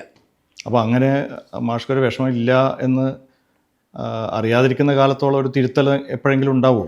ഇല്ല, അതിൽ വിഷമം എനിക്ക് മാത്രം ഉണ്ടായിട്ട് അതിലൊരു തിരുത്തൽ നടക്കില്ല. ഈ പാർട്ടിയിൽ എന്ന് പറഞ്ഞാലേ നമ്മളെ പാർട്ടി സാധാരണ എന്താ പറയല്ലോ ഒരു പ്രത്യേക പാർട്ടിയാണെന്ന് എന്ന് പറഞ്ഞാൽ പാർട്ടി ഒരു തീരുമാനത്തിലെത്തി കഴിഞ്ഞാൽ ആ തീരുമാനം റിപ്പോർട്ട് ചെയ്ത് കഴിഞ്ഞാൽ മേലിൽ നിന്ന് എടുക്കുന്ന തീരുമാനം താഴെ അംഗീകരിക്കുക എന്നുള്ളതാണ് പാർട്ടി നമ്മളെല്ലാം പഠിപ്പിച്ചത്. ആ ഒരു പിന്നെ അണികളാണ് പാർട്ടിയിലുള്ളത്. അതായത് മേലെ എന്ന് പറയുന്നത് അഭിപ്രായം അവർ പറയുമായിരിക്കും, പക്ഷേ മേലെയുള്ള തീരുമാനം അനുസരിക്കുക എന്നുള്ളതാണ് പാർട്ടീൻ്റെ ഒരു കീഴ്വഴക്കം. അതുകൊണ്ട് ഈ പറയുന്നതെല്ലാം അനുസരിച്ചു എന്ന് വന്നേക്കാം. പക്ഷേ ഇതിന് ശക്തിയായിട്ടുള്ള വിഷമം പലർക്കും എന്നോട് പറഞ്ഞിട്ടുണ്ട്. പലരും പറയാന്ന് പറഞ്ഞാൽ സ്ഥാനാർത്ഥിത്വത്തെക്കുറിച്ച് വല്ലാത്ത രീതിയിൽ എന്നോട് പറഞ്ഞിട്ടുണ്ട്. പക്ഷേ ഞാനൊരു പ്രതികരണവും അതാണ് കാരണം പാർട്ടിയിൽ നിൽക്കുന്നിടത്തോളം കാലം അങ്ങനെ ഒരു പ്രതികരണം നടത്താം, അല്ലെങ്കിൽ പാർട്ടി എന്നെ പഠിപ്പിച്ചത് അങ്ങനെയാണല്ലോ. ആ രീതിയിൽ തന്നെ ഒരാളോട് ഞാനിത് പറഞ്ഞില്ല. ഇത് പിന്നെ ഇങ്ങനൊരു സ്ഥിതി വന്നപ്പോൾ ഞാൻ മനസ്സിൽ ഉറപ്പിച്ചിട്ടുണ്ട്, ഇതിനെ ഇനി എന്ത് തന്നെ ആയാലും ഇതിനെ അനുകൂലിക്കുന്നതല്ല ഇല്ല. ഈ തോന്നിവാസത്തെ, ഈ കുടുംബാധിപത്യത്തിന് അല്ലെങ്കിൽ ഇങ്ങനെയുള്ള ഈ ധിക്കാരത്തിന് ചോദ്യം ചെയ്തേ മതിയാവും എന്നുള്ള തോന്നൽ എനിക്കുണ്ടായിട്ടുണ്ട്. പാർട്ടിയിൽ ഒറ്റപ്പെട്ടു പോവില്ലേ, അല്ലെങ്കിൽ ഒറ്റപ്പെട്ടാലും പുറത്തു പോവില്ലേ? പുറത്തു പോയാലും പുറത്തു പോകാന്നല്ലാതെ പറയുന്ന പാർട്ടി എന്ന് പറഞ്ഞാൽ ഇവരെ ഇതിൽ നിൽക്കുന്നില്ല. പാർട്ടിയായിട്ട് ഇത്തരത്തിൽ നിലപാടുകൾ തിരിച്ചു പോയാൽ CPM ദുർബലപ്പെടും. അതുകൊണ്ട് ഒറ്റക്കാണെങ്കിലും എൻ്റെ ശബ്ദം CPM-നെ ശക്തിപ്പെടുത്തുക. അതൊരു ബംഗാൾ കേരള ആവാൻ പാടില്ല. ഈ ഒരു ഇതുകൊണ്ടാണ് ഇത്തരത്തിനെ നമ്മൾ എതിർക്കുന്നത്. അല്ലാണ്ട് എനിക്ക് പാർട്ടിയോടുള്ള ഒരു വിരോധമുണ്ട്. ഈ ഒരു തളിപ്പറമ്പ് മാത്രം ഉദാഹരണം കൊണ്ടാണോ താങ്കൾ ഇങ്ങനെ ഒരു നിഗമനത്തിലെത്തുന്നത്, അല്ലെങ്കിൽ പാർട്ടിയിൽ മൊത്തത്തിൽ ഇങ്ങനെ ഒരു അപജയം സംഭവിക്കുന്നുണ്ടോ? ഈ അപജയം ചിലരിക്കലൊക്കെ കണ്ടുവരുന്നുണ്ട്. അത് തളിപ്പറമ്പിലും മാത്രമല്ല, ഇപ്പം പയ്യന്നൂരൊക്കെ സംഭവമൊക്കെ കേൾക്കുന്നില്ലേ, കുഞ്ഞികൃഷ്ണൻ അതൊക്കെ. അത് ചില ഇത്തരത്തിലുള്ള അപജയങ്ങൾ പല ഭാഗത്തു നിന്നും കുടുംബാധിപത്യവും പിന്തുടർച്ചയും അത് മോശം പ്രവണതയായിട്ട് മോശം പ്രവണത. ആ മോശം പ്രവണത എവിടെയൊക്കെ ഉണ്ടെന്നുള്ളത് ഞാൻ ഇപ്പോൾ അങ്ങനെ പറയുന്നില്ല. അത് വിശദമായി പരിശോധിച്ച് നോക്കുക. പല ദിക്കിലും അത് കാണാം, പല ദിക്കിലും അത് കാണാം. ഞാനതിപ്പോൾ പറയുന്നില്ല. കാരണം പലതും എനിക്കറിയാം. ഓരോരോ ആളുടെയും ഭാര്യയും മക്കൾ അതൊക്കെ എങ്ങനെയാണ് മത്സരിച്ചിട്ടുള്ളതും മത്സരിപ്പിച്ചിട്ടുള്ളതും എന്നെല്ലാം എനിക്ക് കൃത്യമായിട്ട് പല ധാരണകളുമുണ്ട്. അതൊന്നും ഞാനിപ്പോൾ പറയുന്നില്ല. അതൊന്നും പറയുന്ന പാർട്ടിയിൽ പറയുന്നത് ഒരു ശരിയല്ല എന്നുള്ളതുകൊണ്ട് ഞാൻ പറയുന്നില്ല. മാഷ് മലപ്പട്ടത്തെ ഒരു വലിയ കർഷക കുടുംബത്തിലെ പെട്ട ഒരാളാണ്. കുടുംബം പാർട്ടിയുടെ കൂടെ സഞ്ചരിക്കുന്ന ആൾക്കാർ തന്നെയായിരിക്കും അല്ലെ? എന്തെങ്കിലും പാർട്ടിയുടെ ഒരു അനുഭാവം അല്ലെങ്കിൽ പാർട്ടിയുടെ ഒരു സഹായം മക്കൾക്കോ ഒക്കെ കിട്ടിയിട്ടുണ്ടോ? ഒന്നുമില്ല. എൻ്റെ കുടുംബം എന്ന് പറഞ്ഞാൽ എൻ്റെ അച്ഛൻ ഒരു നല്ല മനുഷ്യനാണ്. അച്ഛൻ എന്ന് പറഞ്ഞാൽ ഞാൻ അത്രയൊരു മനുഷ്യനെ എൻ്റെ അച്ഛനായതുകൊണ്ട് പറയുന്നതല്ല, അത്രയും നല്ല സ്വഭാവത്തിൻ്റെ ഒട്ടമയാണ് എൻ്റെ അച്ഛൻ. പാർട്ടിയുടെ 48 പാർട്ടി നിരോധിച്ച ഘട്ടത്തിൽ നിരവധി ആളുകൾ ഒളിവിൽ കഴിഞ്ഞത് എൻ്റെ അച്ഛൻ്റെ സപ്പോർട്ടോട് കൂടിയിട്ടാണ്. എൻ്റെ അച്ഛന് ഒരു വലിയൊരു പറമ്പുണ്ട്, ഒരു 10-5 ഏക്കർ നല്ല ഒന്നിച്ചുള്ള ഒരു പ്ലോട്ടുണ്ട്. അന്നെല്ലാം കാടാണല്ലോ. അവിടെയാണ് ഇവരെല്ലാം പട്ടാളത്ത് നിന്ന് കഴിഞ്ഞ് വന്ന കമ്പിളി ഉണ്ടല്ലോ, കമ്പിളി വിരിച്ചിട്ട് അവിടെയാണ് താമസം. അച്ഛൻ ഇതെല്ലാം അറിയാം. കാവുമ്പായിൽ തെളിയൻ രാഘവൻ നമ്പ്യാരുടെ മകൻ രാഘവൻ നമ്പ്യാരുണ്ട്, EK രാഘവൻ നമ്പ്യാർ, EK നാരായണനുണ്ടല്ലോ, രാഘവൻ ഇളഞ്ഞൻ രാഘവൻ നമ്പ്യാർ, രാഘവൻ. ആ രാഘവട്ടൻ അന്ന് തെളിയനെ പിടിച്ചുകൊണ്ട് പിടിച്ചൊരു സേലം ജയിലിൽ അടച്ചല്ലോ, പോലീസ് നേർന്നായിട്ട്. അന്നേരം ഈ രാഘവൻ നമ്പ്യാർ എൻ്റെ അച്ഛൻ കിടക്കുന്ന അച്ഛൻ്റെ കട്ടിലിൻ്റെ അടിയിലാണ് വന്ന് കിടന്നിട്ട് എത്രയോ കാലം രാഘവൻ നമ്പ്യാർ ഞാൻ ആ കണ്ണാട്ടിൻ്റെ കട്ടിലിൻ്റെ അടിയിലാണ് അങ്ങനെ സംരക്ഷിച്ചിട്ടുണ്ട്. അച്ഛൻ അതിനെല്ലാം സംരക്ഷിക്കാൻ നല്ല കമ്മ്യൂണിസ്റ്റാണ്. പക്ഷേ അച്ഛൻ അങ്ങനെ കമ്മ്യൂണിസ്റ്റാണെന്ന് അല്ല ഇങ്ങനെയുള്ള ഇതാളാണെന്ന് ഒരാളും അറിയില്ല, പോലീസും അറിയില്ല. അതുകൊണ്ട് അച്ഛനെ പോലീസ് സംശയിക്കില്ല. അവിടെ 48 പോലീസ് നടന്നാണ്ട് അച്ഛനെ സംശയിക്കില്ല. കാരണം അച്ഛനൊന്നും അങ്ങനെ ഇല്ലല്ല. പക്ഷേ അന്നേ പാർട്ടിയോട് അങ്ങനെ അനുഭവം മനസ്സിൽ സൂക്ഷിക്കുന്ന ആളാണ് എൻ്റെ അച്ഛൻ. അടിയന്തരാവസ്ഥയിൽ എനിക്ക് പ്രവർത്തിക്കുന്നതിന് ഊർജ്ജം തന്ന അച്ഛനാണ്. കാരണം അന്ന് പിടിച്ചുകൊണ്ടുവന്ന് ഉരുട്ടുന്ന് കൊല്ലുന്ന് തല്ലുന്ന് എന്നുള്ള സമയമല്ല. അമ്മ അങ്ങനെ കരയും ഞാൻ വീട്ടിൽ നിന്ന് പോകുമ്പോൾ. അപ്പോൾ അച്ഛൻ പറയും, അല്ല അങ്ങനെ എല്ലാവരും വിചാരിച്ചാൽ അങ്ങനെ ഈ തോന്നിയവാസത്തിനെ ചോദ്യം ചെയ്യാൻ ആളുണ്ടാവുമോ എന്ന് പറഞ്ഞാൽ എനിക്ക് പ്രോത്സാഹനം തരില്ല. ഞാൻ 2-3 ദിവസം കഴിയുമ്പോൾ വന്നിട്ടില്ലെങ്കിലും അമ്മ വിഷമിച്ച് കരയുമ്പോൾ അച്ഛനെ ഇനി പ്രോത്സാഹനം തരലാണ്. അങ്ങനെ നല്ല ഇതുണ്ട്. മാത്രമല്ല പല കാര്യങ്ങൾക്കും അച്ഛൻ്റെ മനസ്സ് നല്ല മനസ്സ്. ആ അച്ഛൻ കമ്മ്യൂണിസ്റ്റ് മനസ്സുള്ളതാണ് അന്നേരം. പിന്നെ എൻ്റെ നാടും കമ്മ്യൂണിസ്റ്റ് പാർട്ടിയുടെ നാടാണല്ലോ. മലപ്പട്ടം എന്ന് പറയുന്ന അതിൻ്റെ പശ്ചാത്തലം ജന്മിനാട് വാഴ്ത്തിനെതിരായിട്ടുള്ള പൊരുതിയിട്ടുള്ള ഒരു നാട്. അങ്ങനെയാണല്ലോ അടുത്ത പാർട്ടി ഉണ്ടാകുന്നത്. പ്രതിപക്ഷമില്ലാത്ത പാർട്ടിയാണ്. പഞ്ചായത്തുകളൊക്കെ കുഞ്ഞിക്കണ്ണനെല്ലാം നേതൃത്വം നടന്നിട്ടുള്ള പോരാട്ടം ഇതൊക്കെ ഉണ്ട്. ഇതെല്ലാമാണല്ലോ നമ്മളെയും പാർട്ടിയിലേക്ക് കൊണ്ടുവരുന്നത്. അങ്ങനെയാണ് പാർട്ടിയിലേക്ക് വരുന്നത്. പാർട്ടിയിലേക്ക് വരുമ്പോൾ ഇത് മാത്രമല്ല, ഈ ഒരു പശ്ചാത്തലത്തിൽ അച്ഛൻ പാർട്ടിയായിട്ടൊന്നും അങ്ങനെ അറിയപ്പെടുന്ന പാർട്ടി നേതാവോ പാർട്ടി പ്രവർത്തകനോ ഒന്നുമല്ല. പക്ഷേ അച്ഛൻ നല്ല കമ്മ്യൂണിസ്റ്റാണ്. പാർട്ടിയിലെ കുടുംബം എന്ന് പറയുന്നത് എല്ലാം നിറഞ്ഞ പാർട്ടിക്കാരാണ്. ഞാൻ ആദ്യം സംസാരിക്കുമ്പോൾ അച്ഛനെക്കുറിച്ച് പറഞ്ഞു. ആ ഒരു പാരമ്പര്യം തന്നെയാണ് പാർട്ടിയിൽ. എല്ലാവരും എൻ്റെ ഏട്ടൻ സർവീസിലിരിക്കെ യൂണിയൻ്റെ പ്രധാനപ്പെട്ട ആളാണ്. അനുജൻ സർവീസിലിരിക്കെ യൂണിയൻ്റെ പ്രധാനപ്പെട്ട ആളാണ്. അങ്ങനെ കുടുംബം എല്ലാം പ്രധാനപ്പെട്ട ആളാണ്. എൻ്റെ ഭാര്യയാണെങ്കിൽ ലോക്കൽ കമ്മിറ്റി മെമ്പറായും ഏരിയ കമ്മിറ്റി മെമ്പറായി പ്രവർത്തിച്ചുകൊണ്ട് local committee member area committee മെമ്പറായിട്ട് പ്രവർത്തിച്ചുകൊണ്ടിരിക്കുന്ന ഒരു സഖാവാണ്. ബ്ലോക്ക് പഞ്ചായത്ത് ദിവസം ഉണ്ടായിട്ടുണ്ട്, ഗ്രാമപഞ്ചായത്തൊക്കെ ആയിട്ടുണ്ട്. പക്ഷേ വളരെ ചെറുപ്പത്തിൽ തന്നെ കല്യാണം കഴിച്ച് ഒരു കുട്ടിയായിരിക്കുന്ന ആ കുട്ടിക്കൊരു വയസ്സ് പ്രായമായപ്പോൾ ഘട്ടത്തിൽ തന്നെ പാർട്ടി പ്രവർത്തനത്തിന് അവൾ പോയിട്ടുണ്ട്. അന്ന് മുതൽ പാർട്ടി പ്രവർത്തനത്തിനുണ്ട്. ലോക്കൽ കമ്മിറ്റിയിലും ഏരിയ കമ്മിറ്റിയിലും മകളേൻ്റെ കാര്യത്തിലുണ്ട്. മക്കളെല്ലാവരും 3 മക്കളാണ് എനിക്കുള്ളത്. ഈ 3 മക്കളും 3 സ്ഥലത്തും എവിടെ ചെന്നാലും പാർട്ടിയാണ്. മൂത്തൻ പാർട്ടി മെമ്പർഷിപ്പും പാർട്ടിയുള്ള സ്ഥലം ഡൽഹിയിലാണെങ്കിലും അവിടെ പാർട്ടിക്ക് എതിരായിട്ടുള്ള പാർട്ടിയുടെ എന്തെങ്കിലും താല്പര്യത്തിന് വിരുദ്ധമായിട്ട് വർത്താനം അവർ വന്നിട്ടുണ്ടാവില്ല. പാർട്ടി നേതാക്കളെ അങ്ങനെ ബഹുമാനിക്കുകയും പലരെയും പോയി കാണുകയും പലരുമായിട്ട് പരിചയമുള്ള ആളാണ് മൂത്ത മകൻ ഡൽഹിയിൽ നിൽക്കുന്നത്. രണ്ടാമൻ ഗൾഫിലുള്ളപ്പോഴും അതുപോലെ തന്നെ ഇപ്പോഴും രണ്ടാമത്തെ പാർട്ടി മെമ്പറുമാണ്. ഗൾഫിലുള്ളപ്പോഴും പാർട്ടിയുടെ വക്താവാണ്. മൂന്നാമത്തെ മകൻ പാർട്ടി മെമ്പറാണ്, KSTൻ്റെ ജില്ലാ സെക്രട്ടറി, അവർക്കെല്ലാം എന്ന് പറഞ്ഞാൽ വീടാകെ പാർട്ടിയുടെ ഭാഗമായി പ്രവർത്തിച്ചു വരുന്നവരാണ്. ഇതിൻ്റെ പേരിൽ പാർട്ടിക്കൊരു ലാഭം ഞങ്ങൾ മേടിച്ചിട്ടില്ല, ചോദിച്ചിട്ടില്ല. മക്കൾക്കൊരു ജോലി വേണമെന്ന് ഞാൻ പാർട്ടിയോട് പറഞ്ഞിട്ടില്ല. എന്തെങ്കിലും ഒരു വ്യക്തിപരമായ താല്പര്യം ഇതിൻ്റെ പേരിൽ പാർട്ടിയിൽ നിന്ന് നേടിയെടുക്കാൻ ഞാൻ നിന്നിട്ടില്ല. പക്ഷേ ഇവരെല്ലാം പാർട്ടിയുടെ പ്രവർത്തകന്മാരാണ്, ഇപ്പോഴും അതെ, എപ്പോഴും അവർ പാർട്ടിയുടെ ഭാഗമായിട്ട് തന്നെയാണ് ഉണ്ടാവുകയും ചെയ്യുക. പക്ഷെ അങ്ങനെയുള്ള എന്നെ എന്തിനാണ് ഇങ്ങനെ ഒരു ചവിട്ടിയറക്കൽ എന്ന് എനിക്ക് തോന്നിപ്പോയിട്ടുണ്ട്. ഇങ്ങനെയുള്ളൊരു കുടുംബം, ഇതിന് നേതൃത്വമായി പങ്കുവയ്ക്കുന്ന ഒരാൾ ഞാനും, ഇങ്ങനെ വരുമ്പോൾ എന്തിനാണ് ഇങ്ങനെ അപമാനിക്കുന്നത് എന്നുള്ളൊരു തോന്നലുണ്ടായിട്ടുണ്ട്. ആ തോന്നലാണ് ഇങ്ങനൊരു വിഷമം നിങ്ങളുമായി പങ്കുവെക്കാൻ ഇടയായത്. മയിൽ സ്കൂളിൽ ഞാൻ പഠിച്ചത്. മയിൽ പഠിക്കുമ്പോൾ KSOF-ൻ്റെ പ്രവർത്തകരായിരുന്നു ഞാൻ. നമ്മൾ ശ്രീ ടീച്ചറുണ്ടല്ലോ, ശ്രീ ടീച്ചറിൻ്റെ സീനിയറാണ്. ഞങ്ങളെല്ലാം വന്ന് ഈ സ്കൂളിലൊരു ക്യാബിനറ്റ് ഉണ്ടാവും, പ്രധാനമന്ത്രി, മറ്റേ വിദ്യാഭ്യാസ മന്ത്രി, ശുചീകരണ മന്ത്രി എന്നുള്ള മറ്റൊരു മോക്ക് പാർലമെൻറ്റ് ഉണ്ടെന്ന്. ഇന്നതൊന്നുമില്ല, അന്നുണ്ട്. അന്ന് ശ്രീ ടീച്ചർ സ്പീക്കറാണ്, പിന്നെ സ്കൂൾ ലീഡർ ഗംഗാരൻ സ്കൂൾ ലീഡറാണ്. ഞാനതിലന്ന് ഒരു ശുചീകരണം മന്ത്രിയാണ്. ഇങ്ങനെയുള്ള ഒരു ഇതുണ്ട്. അപ്പോൾ അന്ന് ഞാൻ സംഘടനയിൽ അന്നുണ്ട്. പിന്നീട് ഞാൻ വിട്ട് 2 കൊല്ലം നാട്ടിൽ വെറുതെ നടന്നിട്ടാണ് പിന്നെ TTCക്ക് പോയത്. TTCക്ക് പോയപ്പോഴാണ് ഞാനിപ്പോൾ ഈ പാർട്ടിയായിട്ട് ബന്ധപ്പെടാനുള്ള ഒരു പ്രേരണ ഉണ്ടാകുന്ന അവിടെ നിന്നാണ്. കാരണം അവിടെ എന്നെ പഠിപ്പിച്ചൊരു അധ്യാപകനുണ്ട്, അദ്ദേഹം മരിച്ചുപോയി എന്ന് പറഞ്ഞാൽ ശിവദാസ്. അദ്ദേഹം ഈ ദേശാഭിമാനി സ്റ്റഡി സർക്കിളാണ്, ഈ സ്റ്റഡി സർക്കിളിൻ്റെ ആൾ. അപ്പോൾ അയാൾ പോകുമ്പോൾ ഞങ്ങളെ കൂട്ടും, ഞങ്ങളെല്ലാം കൂട്ടും, എന്നോട് യോജിപ്പുള്ള ഞങ്ങളെല്ലാം കൂട്ടും, പോകാൻ മീറ്റിങ്ങിലൊക്കെ പങ്കെടുക്കും. അന്ന് മലപ്പുറത്ത് പാർട്ടി ജില്ലാ സെക്രട്ടറി സീതാലിക്കുട്ടി ഉണ്ടായിരുന്നു. സീതാലിക്കുട്ടി മരിച്ചു. പാലവള്ളി അതിനുശേഷം പാലവള്ളി സീതാലിക്കുട്ടീൻ്റെ ഒക്കെ കാണാൻ പാർട്ടി അന്ന് വന്നിട്ടുണ്ട്. അങ്ങനെയാണ് TTC കഴിഞ്ഞ് വന്നതിന് ശേഷം ഞാൻ പാർട്ടി മെമ്പർഷിപ്പിലേക്ക് മലപ്പെട്ടെന്നാണ് വരുന്നത്, പാർട്ടി മെമ്പർഷിപ്പിലേക്ക് വരുന്നത്. സജീവ പാർട്ടി പ്രവർത്തനത്തിന് വേണ്ടി അവസാനം ജോലി രാജിവെച്ചോ? അതെ, അതായത് എന്നോട് ലീവ് എടുത്ത് പ്രവർത്തിക്കാൻ ഞാൻ ഒരുപാട് കാലം ലീവായിരുന്നു. അപ്പോൾ ഞാനൊരു നല്ല അധ്യാപകനാണ്. നല്ല അധ്യാപകനാണ്. കുട്ടികൾക്കെല്ലാം വളരെ ഇഷ്ടമുള്ളൊരു അധ്യാപകനായിരുന്നു ഞാൻ ചെറുതായത്, വളരെ ഇഷ്ടമുള്ളായിരുന്നു. അങ്ങനെ തന്നെ കോ കരിക്കുലർ ആക്ടിവിറ്റീസിലായാലും ഞാൻ വളരെ സജീവമായിരുന്നു. അപ്പോൾ അതുകൊണ്ട് കുട്ടികൾക്കെല്ലാം നല്ല ഇഷ്ടമാണ്. പക്ഷേ അതിന് പിന്നീട് എനിക്ക് ഈ കുട്ടികളോട് സ്കൂളിനോട് നീതി പുലർത്താൻ കഴിഞ്ഞില്ല. കാരണം ഈ പാർട്ടി രംഗത്ത് വന്നതോട് കൂടിയിട്ട് എനിക്ക് അതിനോട് നീതി പുലർത്താൻ കഴിഞ്ഞിട്ടില്ല, ഒരു വസ്തുതയാണ്. അങ്ങനെ വന്നപ്പോൾ കുറേ ലീവ് എടുത്തിട്ട് പാർട്ടി പ്രവർത്തനം നടത്തേണ്ടി വന്നു. അങ്ങനെ ലീവ് എടുത്ത് കുറേ, അങ്ങനെയാണല്ലോ ഏരിയ സെക്രട്ടറിയായാലും ലീവാണല്ലോ, ഒരു കാലം ഏരിയ അന്നേരം ലീവ് എടുത്ത് പ്രവർത്തിക്കുന്ന സ്ഥലം വന്നു. പിന്നീട് കുറേ കഴിഞ്ഞപ്പോൾ EP പറഞ്ഞു, ഇല്ല ഇങ്ങനെ പോയിട്ട് എന്താ വേണ്ടത്, EP ജയരാജൻ EP ജില്ലാ സെക്രട്ടറി ആയിരുന്നു. എന്നോട് പറഞ്ഞ് ഒഴിവാകുന്നതല്ല, അല്ലെ വളണ്ടറി എടുത്തുകളാന്ന് പറഞ്ഞു. ഞാൻ ആയിക്കോട്ടെ എന്ന് പറഞ്ഞു. കാരണം എന്താ വെച്ചാൽ എന്ന് വളണ്ടറി എടുക്കാന്ന് പറഞ്ഞാൽ എനിക്ക് വേറെ ഭാര്യയ്ക്ക് ജോലി തരാമെന്നോ അല്ലെങ്കിൽ മറ്റുള്ളവർക്ക് ജോലി തരാതെ വളണ്ടറാന്ന്. ഇന്നിപ്പോൾ അങ്ങനെയാണല്ലോ, ഒരാൾ ഫുൾ ടൈം നമ്മളെന്താ പറയുക വെച്ചാൽ മോന് ജോലി കൊടുക്കുക, മോക്ക് ജോലി കൊടുക്കുക എന്നൊക്കെ മറ്റൊരാളെ ഫുൾ ടൈം ആക്കുന്നത്.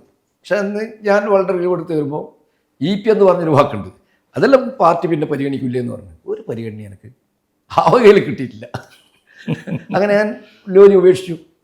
വളരെ ആ വകയിൽ എനിക്ക് പ്രതിമാസം വലിയ സാമ്പത്തിക നഷ്ടമുണ്ട്. എനിക്ക് 2006 പിരിയേണ്ട ഞാൻ 2002 പിരിഞ്ഞു. അപ്പോൾ അതുമൂലം ഉണ്ടായിട്ടുള്ള സാമ്പത്തിക നഷ്ടം, വലിയ സാമ്പത്തിക നഷ്ടം മാസം ഉണ്ടാകുന്നത് പെൻഷൻ്റെ. പക്ഷെ അത് ഞാൻ കണക്കാക്കിയിട്ടില്ല, അതിലൊന്നും എനിക്ക് നിരാശയുമില്ല. അത് പറഞ്ഞു ഞാൻ രാജിവെച്ചു. ഈ തളിപ്പറമ്പിൽ നടക്കുന്ന എല്ലാ പാർട്ടി പരിപാടികളുടെയും മുഖ്യ ചുമതലയിൽ കുറേ വർഷങ്ങളായിട്ട് മാഷുണ്ട്. ഞാൻ തന്നെയാണ് മുഖ്യ ചുമതല, മണ്ഡലത്തിൻ്റെ ചുമതലയുണ്ട്, എല്ലാ ചുമതലയും ഞാൻ. പക്ഷേ ഇപ്പോൾ താങ്കളുടെ സംസാരത്തിൽ നിന്ന് എനിക്ക് തോന്നുന്നത് ഈ പിൻഗാമിയെ നിശ്ചയിക്കാൻ, അടുത്ത സ്ഥാനാർത്ഥിയെ നിശ്ചയിക്കാൻ ഉള്ള ഒരു ഒരുക്കമായിരുന്നു ഈ ഹാപ്പിനെസ് ഫെസ്റ്റ് പോലുള്ള ഉത്സവങ്ങൾ. അതിൽ താങ്കളുടെ റോൾ എന്തായിരുന്നു? അതിൽ ഈ ഹാപ്പിനെസ് ഫെസ്റ്റിൻ്റെ കാര്യത്തിൽ സാധാരണയായിട്ട് നമ്മളൊരു രീതിയെന്ന് വെച്ചാൽ ഇതെല്ലാം ഒരു പാർട്ടി കമ്മിറ്റിയിൽ ആലോചിക്കും.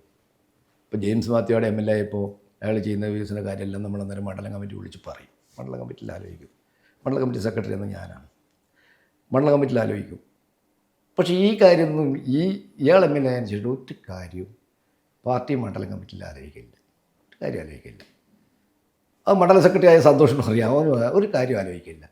ഈ ഹാപ്പിനെസ് നടന്നു പറയുന്നത് ഈ മാസം ഇവരെല്ലാം ചേർന്നിട്ടുള്ള ഒരു ഫോക്കസ് എന്ന് തന്നെ പറയാം അതിനാണ്. കാരണം അല്ലെങ്കിൽ എന്താ പറയുക, ഞാൻ ഒരു മണ്ഡലം ചുമതലയുള്ള ഏരിയ കമ്മിറ്റിയുടെ ചുമതലയുള്ള ഒരു സെക്രട്ടറി മെമ്പറിൽ ഞാൻ ഏരിയ കമ്മിറ്റി ചുമതല എനക്കാണ്, മണ്ഡലം കമ്മിറ്റിൻ്റെ ചുമതല എനക്കാണ്. ഈ ചുമതലയുള്ളൊരു സെക്രട്ടറി മെമ്പറോട് ഒന്നില്ലെങ്കിൽ ഈ നടക്കുന്ന കാര്യത്തിലൊന്നും സംസാരിക്കട്ടെ. ഇന്നുവരെ അയാളൊരു വാക്ക് എന്നോട് പറഞ്ഞിട്ടില്ല. അങ്ങനെ പറയാമല്ലോ, ഇങ്ങനെയൊക്കെ നടക്കുന്നതിൽ നീ ഉണ്ടാവണേ, നീ അങ്ങനെ വിളിക്കാൻ പറ്റുന്നവരാ ഞങ്ങളെ. അപ്പോൾ അങ്ങനെ എന്താ പറയുക, ഉണ്ടാവണേ അല്ലെങ്കിൽ നിങ്ങൾ ഉണ്ടാവണേ എന്ന് പറഞ്ഞ് ഒരു വാക്ക് ഇതെല്ലാം നടക്കുമ്പം എന്നോട് ആ മനുഷ്യൻ പറഞ്ഞിട്ടില്ല. അയാൾക്ക് പറ്റുന്ന കുറച്ച് ആളുകളുണ്ട്, അവരെ കൂട്ടി അത് നടത്തുന്നു. ഞാനങ്ങ് പോയിട്ടുമില്ല. ഉദ്ഘാടനത്തിന് ക്ഷണോ അങ്ങനെയൊന്നും ഉണ്ടായില്ല? ഇല്ല, ഞാൻ പോയിട്ടേ ഇല്ല. ഞാൻ വേടന ഒരു ദിവസം കാണാൻ വേണ്ടി പോയി. വേറെ ഓനെ കണ്ട് ഓൻ്റെ കൂടെ ഭക്ഷണം കഴിച്ചിട്ട് വന്നു. അപ്പോൾ ഇത് ഈ മാഷ് മനസ്സിലിങ്ങനെ വെച്ച് ഒന്നോ രണ്ടോ പേരോട് മാത്രം പറഞ്ഞതുകൊണ്ട് ഈ ഒരു പ്രശ്നത്തിനൊരു പരിഹാരമല്ല, താങ്കളുടെ ഒരു പ്രയാസത്തിനൊരു മറുമരുന്ന് എന്തെങ്കിലും ഉണ്ടാവുമെന്ന് പ്രതീക്ഷിക്കുന്നുണ്ട്? അതൊരു കാര്യമില്ലേ, ഇതെന്ന് പറഞ്ഞാലൊന്നും ഒരു തരത്തിലുള്ള പരിഹാരം ഇതിനുണ്ടാവില്ല. കാരണം എന്താ വെച്ചാൽ ഇതെല്ലാം നമ്മൾ പാർട്ടിൻ്റെ സെറ്റപ്പ് അതാണ്, മനസ്സിലായില്ലേ? ആ സെറ്റപ്പിൽ നിന്നുകൊണ്ട് പറയണ്ടോ പറഞ്ഞോളാം, ഓൻ്റെ ബൈക്കങ്ങ് പോയിക്കോളാം എന്നല്ലാതെ വേറെ ഒന്നും അതിൽ വരാനില്ല.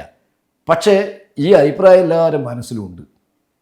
അത് ഇവർ വിചാരിച്ചാൽ ഒരാൾ പറഞ്ഞിട്ട് പാർട്ടി സംഘടനാ സെറ്റപ്പ് കൊണ്ട് അങ്ങനെ അവരെ നിർത്താൻ കഴിഞ്ഞാലും ആ ജനങ്ങളെ ആകെ മനസ്സ് മറ്റു രീതിയിലാണ്. ജനങ്ങളെ ആകെ മനസ്സ് ഇപ്പോൾ അടുത്ത കാലത്തൊരു സംഭവം പറയാം. അത് നമ്മളെ MLA സംവാദം, വികസന സംവാദം നടന്നല്ലോ. അവസാനം നടന്നത് ചപ്പാരപ്പടവിൽ ആണ്. എൻ്റെ അടുത്ത് അവരെ അയൽസിലാണ് നടന്നത്. അന്ന് കെ രാധാകൃഷ്ണൻ ഒരു വീട്ടിൻ്റെ താക്കോൽ കൊടുക്കുന്ന ഇടങ്ങായിട്ട് ആ പരിപാടിയിലാണ് ഈ പരിപാടിയും കൂടെ ഇടക്കൊന്ന് പറഞ്ഞ സ്ഥലത്താണ് വെച്ചത്. നമ്മളെ MLA സംവാദ പരിപാടി ഞാൻ തന്നെ എൻ്റെ മുമ്പിൽ, ഞാൻ തന്നെയാണ് മുമ്പിൽ പോയിട്ട് അധികം പ്രസംഗിക്കുന്നത്. എല്ലാ സ്ഥലത്തും മിക്കവാറും സ്ഥലങ്ങളിൽ ഞാൻ തന്നെയാണ് പ്രസംഗിച്ചത്, ഞാൻ തന്നെ മുമ്പിലുണ്ട്. ഇടക്കൊത്ത് MLA രാധാകൃഷ്ണൻ്റെ പരിപാടി, രാധാകൃഷ്ണൻ്റെ പ്രസംഗം കഴിഞ്ഞപ്പോഴാണ് ഇയാളെത്തി. അവിടെ അത്ര വരെ വലിയ കുഴപ്പമൊന്നുമില്ല. കാരണം നമുക്കറിയാം ഇയാൾക്ക് ദേഷ്യം വരുമല്ലോ, അതൊക്കെ പേടിയാണ്, എന്തെങ്കിലും എന്താ പറയുന്നതെന്ന് പറയാൻ കഴിയില്ല. അവിടെ എത്തിയതെല്ലാം കൂടി ആയപ്പോൾ ഒരു പ്രശ്നമുണ്ടായി. എന്താ വെച്ചാൽ ഈ പടക്കം ഇയാൾ പ്രസംഗിച്ചു കൊടുക്കുമ്പോൾ പടക്കം പൊട്ടി. ഇത് ചൈന പടക്കല്ലേ, ഇത് കുറച്ചങ്ങ് പൊട്ടി നിർത്തി ഇയാൾ പ്രസംഗം തുടങ്ങി. പ്രസംഗം കുറച്ച് കഴിയുമ്പോഴേക്ക് ഇത് കത്തി തീരട്ടെ, കുറച്ച് ഇത് ആദ്യം പൊട്ടി. അതും രാമർ മാഷ അത് തീരാഴ്ചയെന്ന് പറഞ്ഞ് അതുമാണ് തന്നു. രണ്ടാമത് ഇയാൾ അത് തുടങ്ങിക്കഴിഞ്ഞാൽ ബാക്കിയുള്ളത് പിന്നെ ആദ്യം ഓട്ടം തുടങ്ങി. അപ്പോൾ ഞങ്ങൾക്ക് ദേഷ്യമൊക്കെ വന്നു. എന്താ പറയുക, ഞാൻ പറഞ്ഞു അതിങ്ങനെ തീരാഞ്ഞിട്ടാണ് അത് പറഞ്ഞു. അത് അടുത്ത ലോക്കൽ സെക്രട്ടറി പറഞ്ഞു ഇങ്ങനെ കത്തിച്ചത് തീരാൻ, അയാളെല്ലാവരും പഠിപ്പിച്ചു. ഇത് കഴിഞ്ഞതിന് ശേഷം ഇത് ബോധപൂർവ്വം പൊളിക്കാൻ വേണ്ടി നടന്ന കുറേ കൂട്ടുണ്ട്. അപ്പോൾ ചെറുപ്പക്കാർ ആവേശത്തിലല്ലേ, അവർ പടക്കം പൊട്ടിക്കുന്നത് എന്താ ഈ പരിപാടിൻ്റെ ആവേശത്തിലല്ലേ. അവരെന്ത് ചെയ്തു വെച്ചാൽ ഇത് പൊളിക്കാൻ വേണ്ടി നടക്കുന്ന കുറേ എണ്ണ ഉണ്ട് ഇടാം എന്ന് പറഞ്ഞ് പാരിസ്ഥിതിക മേഖലയിൽ കൂടിയാണ്. ഈ ചെറുപ്പക്കാർക്ക് ആകെ ദേഷ്യം വന്നു. അവർ ചോദ്യം ചെയ്യാൻ വേണ്ടി വരാൻ തയ്യാറെടുത്ത് നിന്നു. നമ്മൾ അവിടുത്തെ ഏരിയ സെക്രട്ടറി കാക്ക് വീണിട്ടാൽ കൊല്ലാന്ന് പറഞ്ഞിട്ട് തടഞ്ഞിന് ചോദ്യം ചെയ്യാൻ വേണ്ടിയിട്ട്. എന്നിട്ട് ഇപ്പോൾ അവിടെ പ്രശ്നം തീർന്നിട്ടില്ല. ലോക്കൽ കമ്മിറ്റിയിലും ബ്രാഞ്ചിലും എല്ലാം വളരെ ചർച്ചയാണ് ഈ സ്വഭാവത്തെക്കുറിച്ച്. ഇതായിട്ടുള്ള ഒരു സംഭവമാണ്. അപ്പോൾ ഇങ്ങനെയുള്ള ഒരു വലിയ വിരോധം എന്ന് പറഞ്ഞാൽ മാഷ് എന്തെങ്കിലും ചെയ്തൊന്നും പറയില്ല. പക്ഷേ ഈ ഒരു രീതി പലർക്കും ഇഷ്ടപ്പെടുന്നില്ല. അതിനോട് വലിയ പ്രതിഷേധമുണ്ട്. അത് ഇതും കൂടെ വന്നപ്പോൾ ആ ഒരു പ്രതിഷേധം നാട്ടിൽ ചർച്ച ചെയ്യുന്നുണ്ട്. പലരും എന്നെ വിളിക്കുന്നുണ്ട്. ഇപ്പോൾ ഇന്നിപ്പോൾ ഒരാൾ പറഞ്ഞു നമ്മളെല്ലാം വാട്സപ്പ് സന്ദേശം തളിപ്പറമ്പ് കളയാനാണോ? ഞാൻ പറഞ്ഞു ഒന്നും ചെയ്യരുത്, ഇപ്പോൾ അതെല്ലാം അവിടെ നിൽക്കട്ടെ, നിങ്ങളുടെ അമ്മാതിരിക്കൊന്നും ഇപ്പം തുനിയരുത് എന്ന് പറഞ്ഞ് സമാധാനിപ്പിക്കരുത്. ഞാൻ മാഷുമായിട്ട് ദീർഘകാലത്തെ ബന്ധമുണ്ട്, പല നിർണായക ഘട്ടങ്ങളിലും നിങ്ങൾ ഒന്നിച്ച് നിന്നിട്ടുണ്ടെന്നാണ് ഞാൻ തോന്നുന്നത്. തീർച്ചയായും. പ്രത്യേകിച്ച് MV രാഘവൻ്റെ ബദൽ രേഖ വിവാദം, ആ സമയത്തൊക്കെ അത് അന്നത്തെ ഒരു കാര്യങ്ങളൊന്ന് അനുസ്മരിക്കാൻ പറ്റുമോ? ബദൽ രേഖയുടെ കാര്യത്തിൽ പാർട്ടിക്കകത്തൊരു വലിയൊരു പ്രതിസന്ധി ഘട്ടമായിരുന്നത്. എന്ന് പറഞ്ഞാൽ പാർട്ടി നെടുകെ പിളർന്നു എന്നൊക്കെ വ്യാഖ്യാനിച്ചൊരു ഘട്ടമാണ്. അത്രയും വലിയൊരു ഘട്ടം. കാരണം ഒന്ന് രാഘവൻ എന്ന് പറഞ്ഞാൽ അത്രയും ജനങ്ങൾക്ക് അണികൾക്ക് ആവേശമുള്ള നേതാവാണ്. MVR പോലെ അത്രയും വലിയ ഒരു നേതാവ് ഇല്ല എന്ന് തന്നെ പറയാം. നമുക്ക് അത്രയും അണികൾക്ക് ആവേശമുള്ളൊരു നേതാവ്. ഞാൻ MVR വളരെ പ്രധാനപ്പെട്ട ആളായിരുന്നു. ഈ അഭിപ്രായത്തോടൊപ്പം നിന്ന ആളാണ്. മാഷൊക്കെ അതിൻ്റെ പ്രചാരകനാണ്. പക്ഷേ ഈ അഭിപ്രായം വന്നപ്പോൾ നമുക്ക് ഈ അഭിപ്രായങ്ങൾ പാർട്ടിയിൽ ചർച്ച ചെയ്തപ്പോൾ ഞാൻ പറഞ്ഞു, അന്ന് പാർട്ടിയിൽ ഞാൻ പറഞ്ഞു, ഞാനും പൊയ്യാവൂർ ജോയി ജോസ് പറഞ്ഞിട്ടുണ്ടല്ലോ ഞാനത്, ഞങ്ങൾ 2 പേരാണ് സമ്മേളന പ്രതിനിധി. എവിടെ? എറണാകുളത്ത് സമ്മേളനം, സംസ്ഥാന സമ്മേളനം, ടൗൺ ഹാളിൽ നടക്കുന്ന സംസ്ഥാന സമ്മേളനം. അന്നാണ് ജെയിംസ് മാത്യു നമ്മൾ കാണുന്നത് തന്നെ. അവൻ SFIൻ്റെ ജില്ലാ സെക്രട്ടറിയാണ് ജെയിംസ് മാത്യു. ആ സമ്മേളനത്തിൽ EPR പ്രതിനിധിയല്ല. EPR പയ്യന്നൂർ സമ്മേളനം തന്നെ EPR ഒഴിവാക്കിനി. ഞാനും ഇവിടെ ശ്രീകണ്ഠപുരത്തുള്ള ജോയി ജോസഫ് ഒരു പയ്യാവൂരുള്ളൊരു സഖാവുണ്ട്, നല്ല സഖാവ്, രണ്ടുപേരാണ് പ്രതിനിധി. അപ്പോൾ എം പി ആർ ആളെ പിടിക്കാൻ വിട്ടത് ഈ യൂത്ത് വിഭാഗത്തിലാണ്. കാരണം യൂത്ത് വിഭാഗത്തിൽ എം പി ആർ കൂടിയാണ്. അതിൽ ഒരാളീ പോയി മാഷ ഇങ്ങോട്ട് മാഷ നമ്മളോട് വന്ന് ഇവരെ ഇതിനോടൊപ്പം നിൽക്കണം എന്ന് പറയാൻ മാഷ വന്നു. പിന്നീട് ഇതെല്ലാം കഴിഞ്ഞപ്പോൾ പാർട്ടി ചർച്ച ചെയ്തപ്പോൾ മാഷ എന്തിനാ വന്നതെന്നുള്ളതിനെ കുറിച്ച് ചർച്ച വന്നു. ഞാൻ പറഞ്ഞു മാഷ വന്നത് ഈ കാര്യം പറയാനൊന്നുമല്ല, നിങ്ങൾ വേറെ സ്വകാര്യ കാര്യങ്ങൾ അത് ചർച്ച ചെയ്യാൻ വേണ്ടി വന്നു, ഇതുമായിട്ട് യാതൊരു ബന്ധവുമില്ല എന്ന് പറഞ്ഞിട്ട് ഞാൻ അന്ന് അങ്ങനെയാണല്ലോ ഞങ്ങൾ മാഷ ഒന്നിച്ച് കഴിയുന്നില്ല. അന്വേഷണത്തിനിടയിലാണോ ഈ ചോദ്യം വരുന്നത്? അതെ, അന്വേഷണത്തിന് നടപടി എടുക്കാൻ വേണ്ടി അന്വേഷണം നടക്കുമല്ലോ. അന്വേഷണം നടക്കാൻ വന്നപ്പോഴാണ് മാഷ വരവിനെക്കുറിച്ച് ചോദ്യം ചെയ്യാൻ വേണ്ടി DSCയിൽ വന്നത്. നമ്മൾ പറഞ്ഞു ഇന്ന പോലെയാണ് എൻ്റെ അടുത്ത് വന്ന വേറെ മാഷ വേറെ ഒരു കാര്യവും പറഞ്ഞിട്ടില്ല, നമുക്കെല്ലാം ഈ അഭിപ്രായം ഉണ്ടായിരുന്നു, ആ അഭിപ്രായത്തോട് നമ്മളൊന്നും അല്ലാതെ മാഷ് അത്തരം കാര്യങ്ങളൊന്നും പറയാനല്ല വന്നത് എന്ന് പറഞ്ഞ് ഞാൻ അതിൽ അന്ന് ഞാൻ ഈ പാർട്ടിയിൽ കളവ് പറയില്ല, ഒരിക്കലും പറയില്ല. പക്ഷെ അന്ന് ഞാൻ ആ ഒരു കളവ് പറഞ്ഞു. പക്ഷെ അന്ന് ഞാൻ കളവ് പറഞ്ഞത് നല്ല കാര്യത്തിന് വേണ്ടിയിട്ടാണ്. കാരണം അതിൻ്റെ പേരിൽ ഞാൻ മാഷ വന്ന കാര്യം തേച്ചും ഇങ്ങനെ ആളെ പിടിക്കാൻ വന്നതാണെന്ന് പറഞ്ഞു കഴിഞ്ഞാൽ അത് ആ നടപടിക്ക് ആക്കം കൂട്ടും. അതുകൊണ്ട് ഒരു നല്ല കാര്യത്തിന് ഞാൻ കളവ് പറഞ്ഞു. അത് മാഷ്ക്ക് ഓർമ്മയുണ്ടാവില്ല? അതുണ്ടോ എനിക്ക് പറയാൻ കഴിയില്ല. അത് മാഷക്ക് ഉണ്ടാകണമെന്ന് ഇല്ല, ഉണ്ടാവാതിരിക്കാൻ ഇടയില്ല. കാരണം അതൊരു ചരിത്ര സംഭവങ്ങളാണുള്ളത്, ഉണ്ടാവാതിരിക്കാൻ ഇടയില്ല എന്നാണ് എൻ്റെ അഭിപ്രായം. പക്ഷേ ഇത്രയും കാലത്തെ അനുഭവങ്ങൾ വെച്ചിട്ട് ഇനി മുന്നോട്ടുള്ള യാത്ര സുഖകരമാവുമോ പാർട്ടി ഈ ഒരു അഭിപ്രായം? അല്ല, ഒരു കാര്യം ഞാൻ ഈ അഭിപ്രായം പറഞ്ഞത് പാർട്ടിക്ക് എന്തെങ്കിലും പോർലേൽക്കണം എന്ന് ഉദ്ദേശിച്ചിട്ടേ അല്ല. പാർട്ടി നന്നാവണം, പാർട്ടി താരാൻ പാടില്ല, ഈ പാർട്ടി ശുദ്ധീകരിക്കണം, തിരുത്തപ്പെടണം. ഈ പാർട്ടിയിൽ ഒരുപാട് ഇത്തരം പ്രവണതകളുണ്ട്. ഇത് മാഷയായി ബന്ധപ്പെട്ട അല്ലെങ്കിൽ ഈ തളിപ്പ് മണ്ഡലവുമായി ബന്ധപ്പെട്ട പ്രശ്നമായതുകൊണ്ട് മാത്രം പറയുന്നില്ല, ഇതുപോലുള്ള നിരവധി പ്രശ്നങ്ങൾ ഈ പാർട്ടിയിലുണ്ട്. ഈ പ്രശ്നങ്ങൾ പരിഹരിച്ച് ശരിയായ രീതിയിൽ പാർട്ടി പോകണം. അങ്ങനെ വന്നാൽ കേരളത്തിലെ പാർട്ടി ഇനി ശക്തമായി മുന്നോട്ട് പോകണമെന്നാണ് എൻ്റെ ആഗ്രഹം. അപ്പോൾ എന്തെങ്കിലും ഇങ്ങനത്തെ ഒരു ആശയങ്ങൾ വരുമ്പോൾ പാർട്ടി സജീവമായി ചർച്ച ചെയ്യും, തെറ്റുതിരുത്തും എന്നൊക്കെയാണ് നമ്മൾ പുറത്ത് കേൾക്കുന്നത്. അങ്ങനത്തെ ഈ ചർച്ചകളും തെറ്റുതിരുത്തലുകളൊന്നും ഇപ്പോഴില്ലേ? അതിലൊന്നും എൻ്റെ അനുഭവത്തിൽ അത്ര വലിയ കാര്യമൊന്നും എനിക്ക് തോന്നിയില്ല. ഇതിങ്ങനെ പറയും, നിങ്ങൾ പറഞ്ഞ മാതിരി എന്നല്ലാണ്ട് തെറ്റ് തിരുത്തേണ്ടത് മേലെ എന്നാണെന്നും പറയും. തെറ്റുതിരുത്തൽ ക്യാമ്പയിൻ വരുമ്പോൾ എന്താ പറയുകയെന്ന് വെച്ചാൽ തെറ്റുതിരുത്തൽ ആരംഭിക്കേണ്ട മേലെ നിന്ന് തിരുത്താൻ പോകുന്നില്ല. പിന്നെ താഴെന്നായിരുന്നത് താഴെയൊന്നും തിരുത്തില്ല, മേലെ തിരുത്തി കണ്ടാലേ താഴെ തിരുത്തുള്ളൂ. അതുകൊണ്ട് ഈ തിരുത്തുക എന്ന് പറയുന്ന ഒരു അധര വ്യാപാരം മാത്രമാണ്, വേറെ ഇതൊന്നും കാര്യമായിട്ട് നടക്കുന്ന കാര്യമല്ല. മാഷ്ക്ക് പിണറായി വിജയനായിട്ടൊക്കെ നല്ല ഒരു വ്യക്തിബന്ധം ഉണ്ടാവില്ലേ?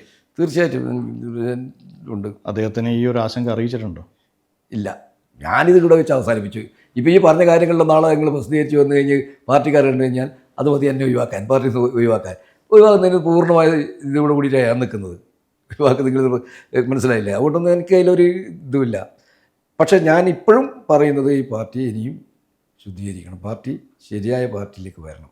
ഇത്തരത്തിലുള്ള തെറ്റായ പ്രവണതകൾ പാർട്ടിയിൽ അവസാനിപ്പിച്ചില്ലെങ്കിൽ പാർട്ടി ഉണ്ടാവില്ല. കുറേ താൻകാലികം നോക്കുന്ന കുറച്ച് ആളുകൾ പല സ്വാർത്ഥ ലാഭത്തിന് വേണ്ടിയിട്ടും ധന സമ്പാദനത്തിന് വേണ്ടിയിട്ടും ഈ പാർട്ടിയോടൊപ്പം ചേർന്നിങ്ങനെ പോകും. അത് ഫലത്തിൽ പാർട്ടിയെ തകർക്കും.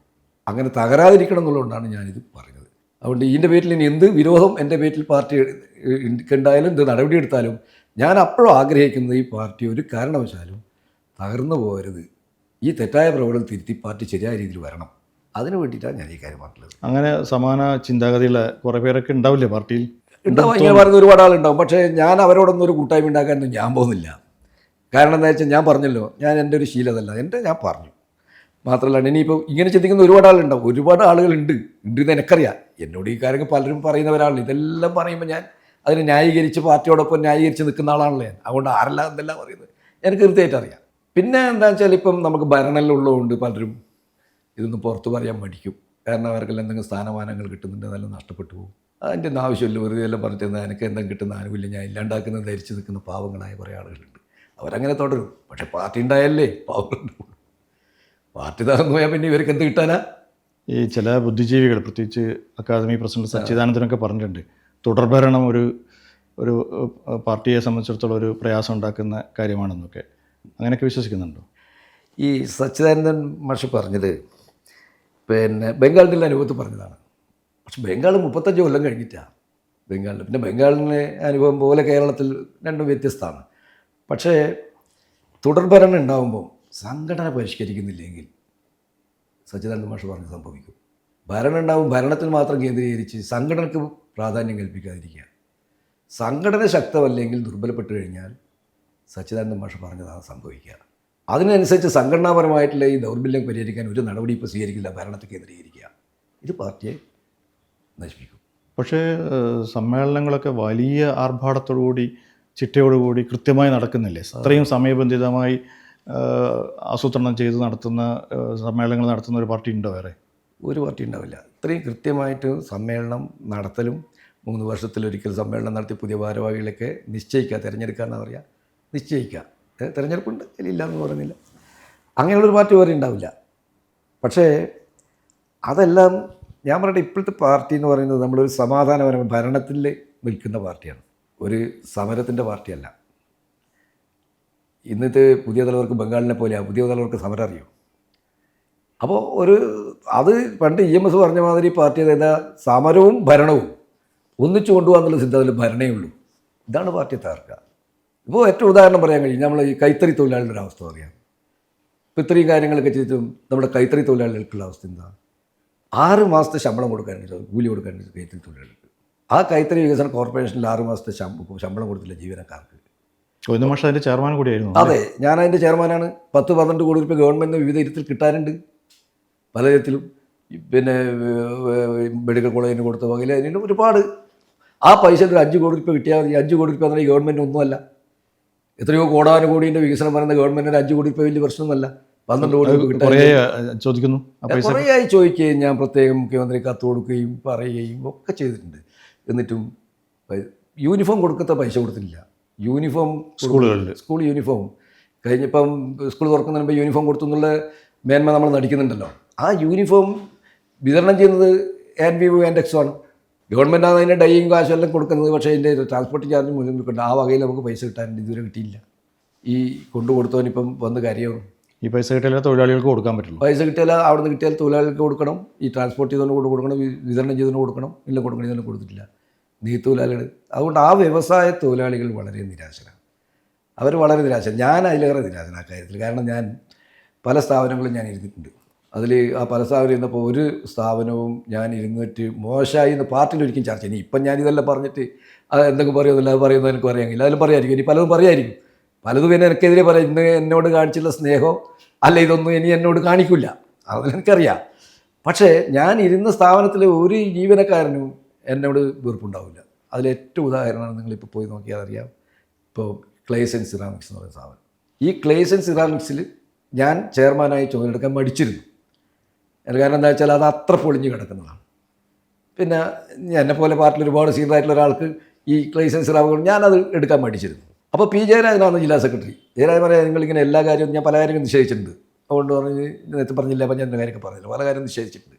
അപ്പോൾ അങ്ങനെ വന്നപ്പോൾ ജയരാജൻ പറഞ്ഞു, നിങ്ങളിങ്ങനെ എല്ലാ കാര്യവും നിശ്ചയിച്ചാൽ എങ്ങനെയാണ്, നിങ്ങളത് ഏറ്റെടുക്കുക എന്ന് പറഞ്ഞു. ഞാൻ പിന്നെ പാർട്ടിയിൽ നിന്ന് ഒരു നിർബന്ധം വരുമ്പോൾ എനിക്ക് അങ്ങനെ ഒരു ദൗർബല്യമുണ്ട്. നിങ്ങളിപ്പോൾ കൂടുതൽ നിർബന്ധിച്ചാൽ ഞാൻ അങ്ങ് വഴങ്ങിപ്പോവും. അങ്ങനെ ഒരു ദൗർബല്യം എനിക്ക് ഉണ്ട്. അപ്പം ഞാൻ പറഞ്ഞു ശരി, ഞാൻ എന്നിട്ട് ഓർഡറായിട്ട് ഞാൻ 1 മാസം 2 മാസം കഴിഞ്ഞിട്ടാണ് അതിൻ്റെ ചുമതല ഏറ്റെടുത്തത്. ചുമതല ഏറ്റെടുക്കുന്ന ഘട്ടത്തിൽ എന്താണെന്ന് വെച്ചാൽ തീർത്ത് നിരാശ. തൊഴിലാളികൾ ആത്മഹത്യൻ്റെ വക്കില്ല, 2 ദിവസം പോലും പണിയില്ല. അങ്ങനെ എനിക്ക് പലരും പല പണിക്കും പോയിട്ട് കിടക്കുകയാണ്, ചൈനാക്കളെന്ന് പറഞ്ഞിട്ട് ഒരു പണിയുമില്ല. അങ്ങനെ വന്നപ്പോഴാണ് ഞാൻ ഏറ്റെടുത്ത കാര്യങ്ങളൊക്കെ മനസ്സിലാക്കിയത്. ഞാൻ അവരോട് യൂണിയൻകാരെല്ലാം വിളിച്ചു പറഞ്ഞു, അവരോട് തൊഴിലാളികളെ ആകെ വിളിച്ചു പറഞ്ഞു, ഞാൻ എന്തായാലും ഇത് ഞാൻ രക്ഷപ്പെടുത്തും. എനിക്കൊരു നല്ല ആത്മവിശ്വാസമുണ്ട് അവിടെ കാര്യങ്ങളൊക്കെ പഠിച്ചപ്പോൾ. ഞാൻ പറഞ്ഞു എന്തായാലും ഞാനിത് രക്ഷപ്പെടുത്തും, നിങ്ങൾക്കെല്ലാം തൊഴിലുണ്ടാവും, എല്ലാം ഉണ്ടാക്കി തരുമെന്ന് പറഞ്ഞ് ഞാൻ അവരെ സമാധാനിപ്പിച്ചു. കുറേ നിന്നു, ഞാനിതെല്ലാം നോക്കി. ഇന്നിപ്പോൾ കാണുന്ന ആ KCCPL എന്ന് പറയുന്ന ഈ സ്ഥാപനം ഇന്ന് ഏറ്റവും കൂടുതൽ ലാഭം ഉണ്ടാക്കി കൊടുക്കുന്ന ഗവൺമെൻറ് പൊതുമേഖലാ സ്ഥാപനത്തിലൊന്നാണ്. ഇങ്ങനെ വന്നറിയുന്നത് അവിടെ ഇതെല്ലാം നോക്കിയപ്പോൾ അതിൻ്റെ വൈവിധ്യവൽക്കരണത്തിലേക്ക് കാര്യങ്ങൾ നീങ്ങി. അതിലാദ്യം നോക്കിയത് ഈ IT ആണ്. അവിടെ ഒരു ചിമ്മിണിയിലുള്ള ഒരു ഇതുണ്ടായിരുന്നു, ഒരു മാങ്ങാട് കാണാം. ആ സ്ഥാപനത്തിനെ ഞാൻ നമ്മളെ പിന്നെ ഇയാളുണ്ടല്ലോ നമ്മുടെ മുഖ്യമന്ത്രിൻ്റെ IT സെക്രട്ടറി ആയിരുന്ന ശിവശങ്കരനുമായിട്ട് ഞാൻ ഈ കാര്യം, അയാൾ നല്ലൊരു ഉദ്യോഗസ്ഥനാണ്. ശിവശങ്കരൻ നല്ലൊരു ഉദ്യോഗസ്ഥൻ, എന്ത് കാര്യം ചെയ്യുന്ന ഉദ്യോഗസ്ഥനാണ്, നല്ല പ്രാപ്തിയുള്ള ഉദ്യോഗസ്ഥനാണ്. അയാളോട് ഞാൻ ഈ കാര്യങ്ങളൊക്കെ സംസാരിച്ച് നിങ്ങൾ അയാൾ പറഞ്ഞു ഞാൻ വന്ന് കാട്ടുന്നു. അയാളൊരു ദിവസം വന്നു, ഈ സ്ഥാപനം കണ്ട് നമുക്കിത് ശരിയാക്കാം, ഇവിടെ നമുക്കൊരു IT ഹബ്ബ് തുടങ്ങാം എന്ന് പറഞ്ഞ് ഇയാൾ ഇതെല്ലാം കഴിഞ്ഞിട്ട് അപ്പം തന്നെ ഒരാൾക്കാരെ ബന്ധപ്പെടുത്തി 5 കോടി രൂപ ഒരാൾക്കാർക്ക് കൊടുത്ത് അവിടെ പരിപാടി തുടങ്ങി. ഇന്ന് ഏറ്റവും വലിയ IT സ്ഥാപനം ഇന്ന് മലബാറിലെ വൈറ്റ് സ്ഥാപനം അതാണ്. 300 സ്റ്റാർട്ടപ്പിനുള്ള സൗകര്യം അവിടെയുണ്ട്. നല്ല നിങ്ങൾ അവിടെ പോയിട്ടുണ്ടോ? ഞാൻ പോയിട്ടില്ല. പോകേണ്ട സ്ഥാപനം നല്ല ആധുനിക സൗകര്യങ്ങൾ, എല്ലാം കംപ്ലീറ്റ് AC കാര്യം, നല്ല അത്യന്താധുനിക സൗകര്യങ്ങൾ അവിടെ ഉണ്ടാക്കി. ഇത് ഉദ്ഘാടനത്തിന് ഞാൻ മുഖ്യമന്ത്രിനെ പോയി സമീപിച്ചു.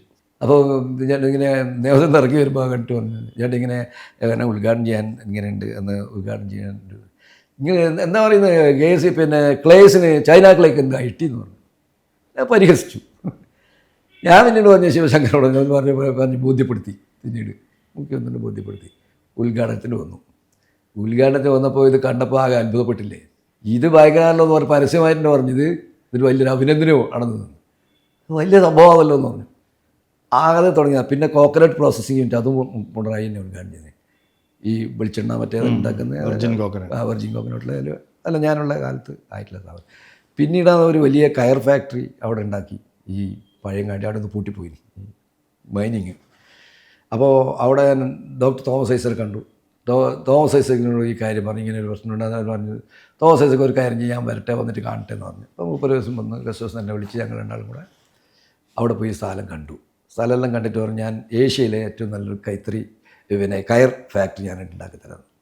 അയാൾ അങ്ങനെ തന്നെ 4-5 കോടി രൂപ ചിലവ് ചെയ്തൊരു കയർ ഫാക്ടറി അവിടെ ഉണ്ടാക്കി. നല്ല കയർ ഫാക്ടറി പറഞ്ഞാൽ മിനിസ്റ്ററാണ്, നന്നായി പോകുന്നുണ്ട്. നന്നായി പോകുന്നുണ്ട്. അയാളത് ഉണ്ടാക്കി ഉദ്ഘാടനം ചെയ്ത് EP ആണ്, വ്യവസായ മന്ത്രി. EP ഉദ്ഘാടനം ചെയ്യുമ്പോൾ എൻ്റെ ജീവിതത്തിൽ ഏറ്റവും വലിയൊരു അനുഭവം, ഇന്നും എൻ്റെ കണ്ണിൽ വെള്ളം നിറയാൻ സംഭവം പറഞ്ഞാൽ. കാരണം തൊഴിലാളികളാകെ നിരാശരല്ലേ, അവിടെയല്ലേ തൊഴിലാളികൾക്ക് പണി കൊടുക്കുന്ന ഈ അവസ്ഥയിലേക്ക് എത്തിയത്. എല്ലാവർക്കും പണിയായി, പോയവരെല്ലാം പണിയായി. 10-35 പുതിയ ആൾക്ക് തൊഴിൽ കൊടുത്തു. ഞാൻ അവരോട് പറഞ്ഞു, ഞാൻ പോകുന്നതിന് മുമ്പേ ശമ്പളം പരിഷ്കരണം പറഞ്ഞിട്ട് പാസ്സാക്കിയിട്ട് ഞാൻ പോകുള്ളൂ എന്ന് പറഞ്ഞു. അങ്ങനെ ശമ്പളം പരിഷ്കരണം ഞാൻ അവിടെ പാസ്സാക്കി. മന്ത്രി EP-നെ കൊണ്ട് പ്രഖ്യാപിക്കുകയും ചെയ്തു. ഒരു പൊതുമേഖലാ സ്ഥാപനത്തിലും നട്ടത്തിലുള്ള പൊതുമേഖല അല്ലെങ്കിൽ ഒരു പൊതുമേഖലാ ശമ്പളം പരിഷ്കരണം പറഞ്ഞിട്ടില്ല. EP-നെ കൊണ്ട് തന്നെ പ്രഖ്യാപിക്കുകയും ചെയ്തു. പക്ഷേ നടപ്പിലാക്കിയത് പിന്നീട് രാജേഷ് വന്നതിന് ശേഷം. അപ്പോൾ അന്നേരം ഈ ഉദ്ഘാടന സമയത്ത് അവിടെ മാടായിക്കാവുണ്ട് ഇതിൻ്റെ സ്ഥലത്ത്, ഇതിൻ്റെ അടുത്ത്. അപ്പോൾ നമ്മളൊരു തൊഴിലാളി, പ്രായം ചെന്ന തൊഴിലാളി, ഒരു സ്ത്രീ എന്ത് ചെയ്തെന്ന് വെച്ചാൽ അവിടെ നിന്ന് ഗണപതി ഹോമം കഴിച്ച് അവിടെ പോയിട്ട് ഗണപതി ഹോമം കഴിച്ചിട്ട് അതിൻ്റെ നല്ല സാധനം ഉണ്ടല്ലോ, നല്ല ടേസ്റ്റുള്ള സാധനം, ഈ തേങ്ങയും ബെല്ലോ എല്ലാം കൂടെ ചേർത്തിട്ടുള്ളത്, നെയ്യെല്ലാം ഇല്ലേ, ആ സാധനം കൊണ്ടുവന്നിട്ട് എല്ലാവർക്കും ഇങ്ങനെ കൊടുക്കുകയാണ്. അപ്പോൾ ഞാനും ഉണ്ട്, മന്ത്രി EP ഉണ്ട്, എല്ലാവരും ഇങ്ങനെ എടുത്തപ്പോൾ ഞങ്ങൾക്ക് കൊണ്ടു തന്നു. അപ്പോൾ EP ചോദിച്ചു, അല്ല ഇതെന്താണ് നിങ്ങൾ ഗണപതി ഹോമം കഴിച്ചത് എന്താണെന്ന് ചോദിച്ചു. അന്നേരം ആ പെണ്ണുങ്ങൾ പറഞ്ഞത്, ഈ ചെയർമാൻ ആയുസ് ഉണ്ടാകാൻ വേണ്ടി, ഈ ചെയർമാൻ്റെ ആയുസിന് വേണ്ടിയിട്ടാണ് ഞാൻ ഇത് കഴിച്ചതെന്ന് പറഞ്ഞു. എനിക്ക് യഥാർത്ഥത്തിൽ കണ്ണെന്ന് നല്ല വെള്ളം വീണ്. ഒരു ഫാക്ടറിയിലെ ഒരു സാധാരണ തൊഴിലാളി അവരുടെ വികാരം ഈ ചെയർമാൻ ആയുസിന് വേണ്ടിയിട്ടാണ് എന്നത് പറയൽ മാത്രമല്ല, ഇത് അതിൻ്റെ പേര് പറഞ്ഞ് എല്ലാവർക്കും പെണ്ണുങ്ങൾ കൊടുത്തു. EP എന്ത് ചെയ്തു, ഉദ്ഘാടനത്തിൻ്റെ സമയത്ത് ഇതങ്ങ് പ്രസംഗിക്കുകയും ചെയ്തു, ഇങ്ങനെ ചെയർമാൻ ആയുസിന് വേണ്ടിയിട്ട് ഇത് കൊടുത്തിട്ടുണ്ട്. എൻ്റെ ജീവിതത്തിലെ ഏറ്റവും വലിയൊരു അനുഭവമാണ്. അതിലിപ്പം പ്രതിഫലം എനിക്ക് വേറെ ഒന്നും കിട്ടാനില്ല. കൈത്തറി മേഖലയിൽ അങ്ങനത്തെ കൈത്തറി മേഖലയിലകത്തെ ഒരു ഇടപെടൽ വിജയിച്ചില്ല, ഒരു സാധ്യതയില്ല. അത് ഞാൻ പൂർണ്ണമായി നിരാശനാണ്. അത് ഗവൺമെൻറ്റിൻ്റെ നിസ്സഹകരണമാണോ അല്ലെങ്കിൽ താല്പര്യക്കുറവാണോ? ഗവൺമെൻറ്റിൽ ഞാൻ നല്ല ശ്രമങ്ങൾ നടത്തിയിട്ട് അവസാനം ഞാനൊരു 10 കോടി ഉറുപ്പ്യ ഈ കേരള ബാങ്കിൽ നിന്ന് ലോണിന് വേണ്ടി അന്ന് നമ്മളെ സഹദേവൻ എൻ്റെ സ്ഥാനത്തിരിക്കുന്ന സമയത്താണ് പറഞ്ഞില്ല, വന്ന് നമ്മൾ മീറ്റിങ്ങിൽ ചേർന്ന് ഗോപികോട്ട ഒരിക്കലാണല്ലോ അന്ന് അതിൻ്റെ പ്രസിഡന്റ്. ജില്ലാ ബാങ്കിൽ മീറ്റിങ്ങിൽ ഞങ്ങൾ ഉദ്യോഗസ്ഥരെല്ലാം ചേർന്ന് ഇൻ പ്രിൻസിപ്പിൾ അവർ സമ്മതിച്ചു. അവർ പറഞ്ഞ ഡീറ്റെയിൽസ് എല്ലാം കൊടുത്തു. ഇതെല്ലാം പാസ്സാക്കിയിട്ടുണ്ട്. അതിനകത്ത് ഗവൺമെൻറ് ഗ്യാരണ്ടി കൊടുക്കണമെന്ന്. അപ്പോൾ ഗ്യാരണ്ടി ഞാൻ വാങ്ങി കൊടുക്കാൻ പറഞ്ഞു. ഗ്യാരണ്ടി കിട്ടാൻ 1 വർഷം താമസിച്ചു. പക്ഷേ ഇവർ പുതുക്കി വരികയും ചെയ്തു. പക്ഷേ ഗ്യാരണ്ടി ഞാൻ ഇതേപോലെ പിണറായിയോട് പറഞ്ഞു, ഇങ്ങനെ ഇങ്ങനെ സ്ഥാപനത്തിന് ഗ്യാരണ്ടി, അത് ശരി നോക്കട്ടെ എന്ന് പറഞ്ഞു. പിറ്റത്തെ ആഴ്ച ഗ്യാരണ്ടി കിട്ടി. പിണറായിനെ കണ്ട് സംസാരിച്ചിട്ട് പിറ്റത്തെ ആഴ്ച ഗ്യാരണ്ടി കിട്ടി, ഗവൺമെൻറ് ഗ്യാരണ്ടി കിട്ടി. ബാങ്ക് ഗവൺമെൻറ് ഗ്യാരണ്ടി കൊടുക്കുമ്പോൾ പിന്നെ നിങ്ങൾ നിരന്തരമായ നഷ്ടമാണ്, തരില്ല. സഹദേവൻ അവിടുന്ന് പിരിഞ്ഞു, പുതിയ ഉദ്യോഗസ്ഥന്മാർ വന്നു. എന്നിട്ട് ഗോപി കോട്ടമുറിക്കൽ ഞങ്ങൾ ഉദ്യോഗസ്ഥന്മാർ എൻ്റെ മുമ്പിൽ, ഞാനുമായിട്ട് വളരെ പേഴ്സണൽ ബന്ധമുള്ളതാണ് ഗോപി. എൻ്റെ വീട്ടിൽ അത്ര ബന്ധമുള്ള കക്ഷിയാണ് ഗോപി. അപ്പോൾ ഗോപി പറഞ്ഞ് ഇവരെ വിളിച്ചിട്ട് പറഞ്ഞു, ഇവരാരറിയോ, ഈ മാഷാരറിയോ, അങ്ങനെയാണ് ഇങ്ങനെയാണെന്ന് പറഞ്ഞിട്ട് പറഞ്ഞ് ഇത് കൊടുത്തോളണം. സ്വാഭാവികമായിട്ടും അതിൻ്റെ പ്രസിഡൻറ്റ് കൊടുത്തോളണം എന്ന് പറഞ്ഞാൽ കിട്ടുന്നല്ലേ വിചാരിക്കേണ്ടത്. ഇവരെ വിളിച്ചു പറഞ്ഞു, ഇതെല്ലാം കഴിഞ്ഞ ഒരാഴ്ച കഴിയുമ്പോൾ തരില്ല പറഞ്ഞു. എൻ്റെ മുമ്പ് നിന്നാണ് വിളിച്ചു പറഞ്ഞു ഇത് കൊടുത്തിരിക്കണം എന്ന്. അപ്പോൾ നമ്മൾ പറഞ്ഞു അത് തന്നില്ല. യഥാർത്ഥത്തിൽ ആ പൈസ തന്നിരുന്നെങ്കിൽ ഇന്ന് KNBവിനെ നല്ല ലാഭത്ത് കൊണ്ടുപോകാൻ പറ്റുമായിരുന്നു, നല്ല ലാഭത്തുള്ള സ്ഥാപനമാക്കാൻ പറ്റുമായിരുന്നു. ആ പൈസ കേരള ബാങ്ക് തന്നില്ല, വഞ്ചിച്ചു നമ്മളെ അവർ. അതാണ് അതിൻ്റെ പ്രശ്നം ഉണ്ടായത്. പിന്നെ ഗവൺമെൻറ് തരണം, ഗവൺമെൻറ് തരുന്നില്ല. പിന്നെ എങ്ങനെ, ഇതൊരു ബിസിനസ് സ്ഥാപനമല്ലേ, ഇതിന് മൂലധനം വേണ്ട, വർക്കിംഗ് ക്യാപിറ്റൽ വേണം. വർക്കിംഗ് ക്യാപിറ്റൽ ഇല്ലാതെ ഈ സ്ഥാപനം മുമ്പോട്ട് പോകില്ല. എന്നിട്ടും ചില ശ്രമങ്ങൾ നടത്തി. തമിഴ്നാട് കൈത്തറി കോർപ്പറേഷനുമായിട്ട് ബന്ധപ്പെട്ട്, ആന്ധ്ര കൈത്തറി കോർപ്പറേഷനുമായിട്ട് ബന്ധപ്പെട്ടിട്ട് നമുക്ക് സാധനം കൊണ്ടുവരാൻ വേണ്ടിയിട്ട് ഗവൺമെൻറ് ലെവൽ IAS ഓഫീസർമാർ, അതിൻ്റെ എല്ലാം MDമാർ, അവർ നമ്മൾ പോയി അവരെല്ലാം ബോധ്യപ്പെടുത്തിയപ്പോൾ അവർ നമ്മളോട് സഹകരിക്കാൻ തയ്യാറായി. സഹകരിക്കൽ എങ്ങനെ? ഒരു പൈസയും മുതലില്ലാണ്ട് അവരെ സാധനം നമുക്കെടുത്ത് തരും, വിറ്റിട്ട് നമ്മൾ കൊടുത്താൽ മതി. ഈ ഒരു കരാറ് ആന്ധ്രയും തമിഴ്നാടുമായിട്ട് നമ്മൾ ഉണ്ടാക്കി. അപ്പോൾ അവരുടെ സാധനം, നല്ല സാധനങ്ങൾ തരും, ഇവിടെ കൊണ്ടുവന്ന് വിറ്റ് കൊടുത്താൽ മതി. പിന്നെയും പറഞ്ഞ് കണ്ടീഷൻ കൊണ്ടുവരുമ്പോൾ എന്താ, ഒരു ഭാഗത്തേക്കുള്ള ചിലവ് നമ്മളും മറുഭാഗത്ത്, അത്രയും നല്ല രീതിയിലൊരു ടേംസിൽ ഒരു പൈസ ചിലവില്ലാണ്ട് ബിസിനസ് നടത്താനുള്ള സാധ്യതയുണ്ട്. പക്ഷേ അതും അധികം പോയില്ല. അതിൽ നമ്മളെ പിന്നെ സ്റ്റാഫും ഒക്കെ തന്നെ അതിലൊരു സ്ഥാപനത്തിന് വേണ്ടത്ര ഒരു കോപ്പറേറ്റീവ് ആയിട്ടുള്ളവരല്ല. മാഷുടെ രാഷ്ട്രീയത്തിലെ നല്ല അനുഭവങ്ങളും കുറേ പ്രയാസങ്ങളും മാഷ് പങ്കുവെക്കുകയുണ്ടായി. ഏതായാലും താങ്കളുടെ ശബ്ദം പാർട്ടി തിരിച്ചറിയുമെന്ന് ഞാൻ വിചാരിക്കുന്നു. എന്തായാലും യാത്രയിൽ എല്ലാ ആശംസകളും നേരുന്നു. തീർച്ചയായിട്ടും നല്ല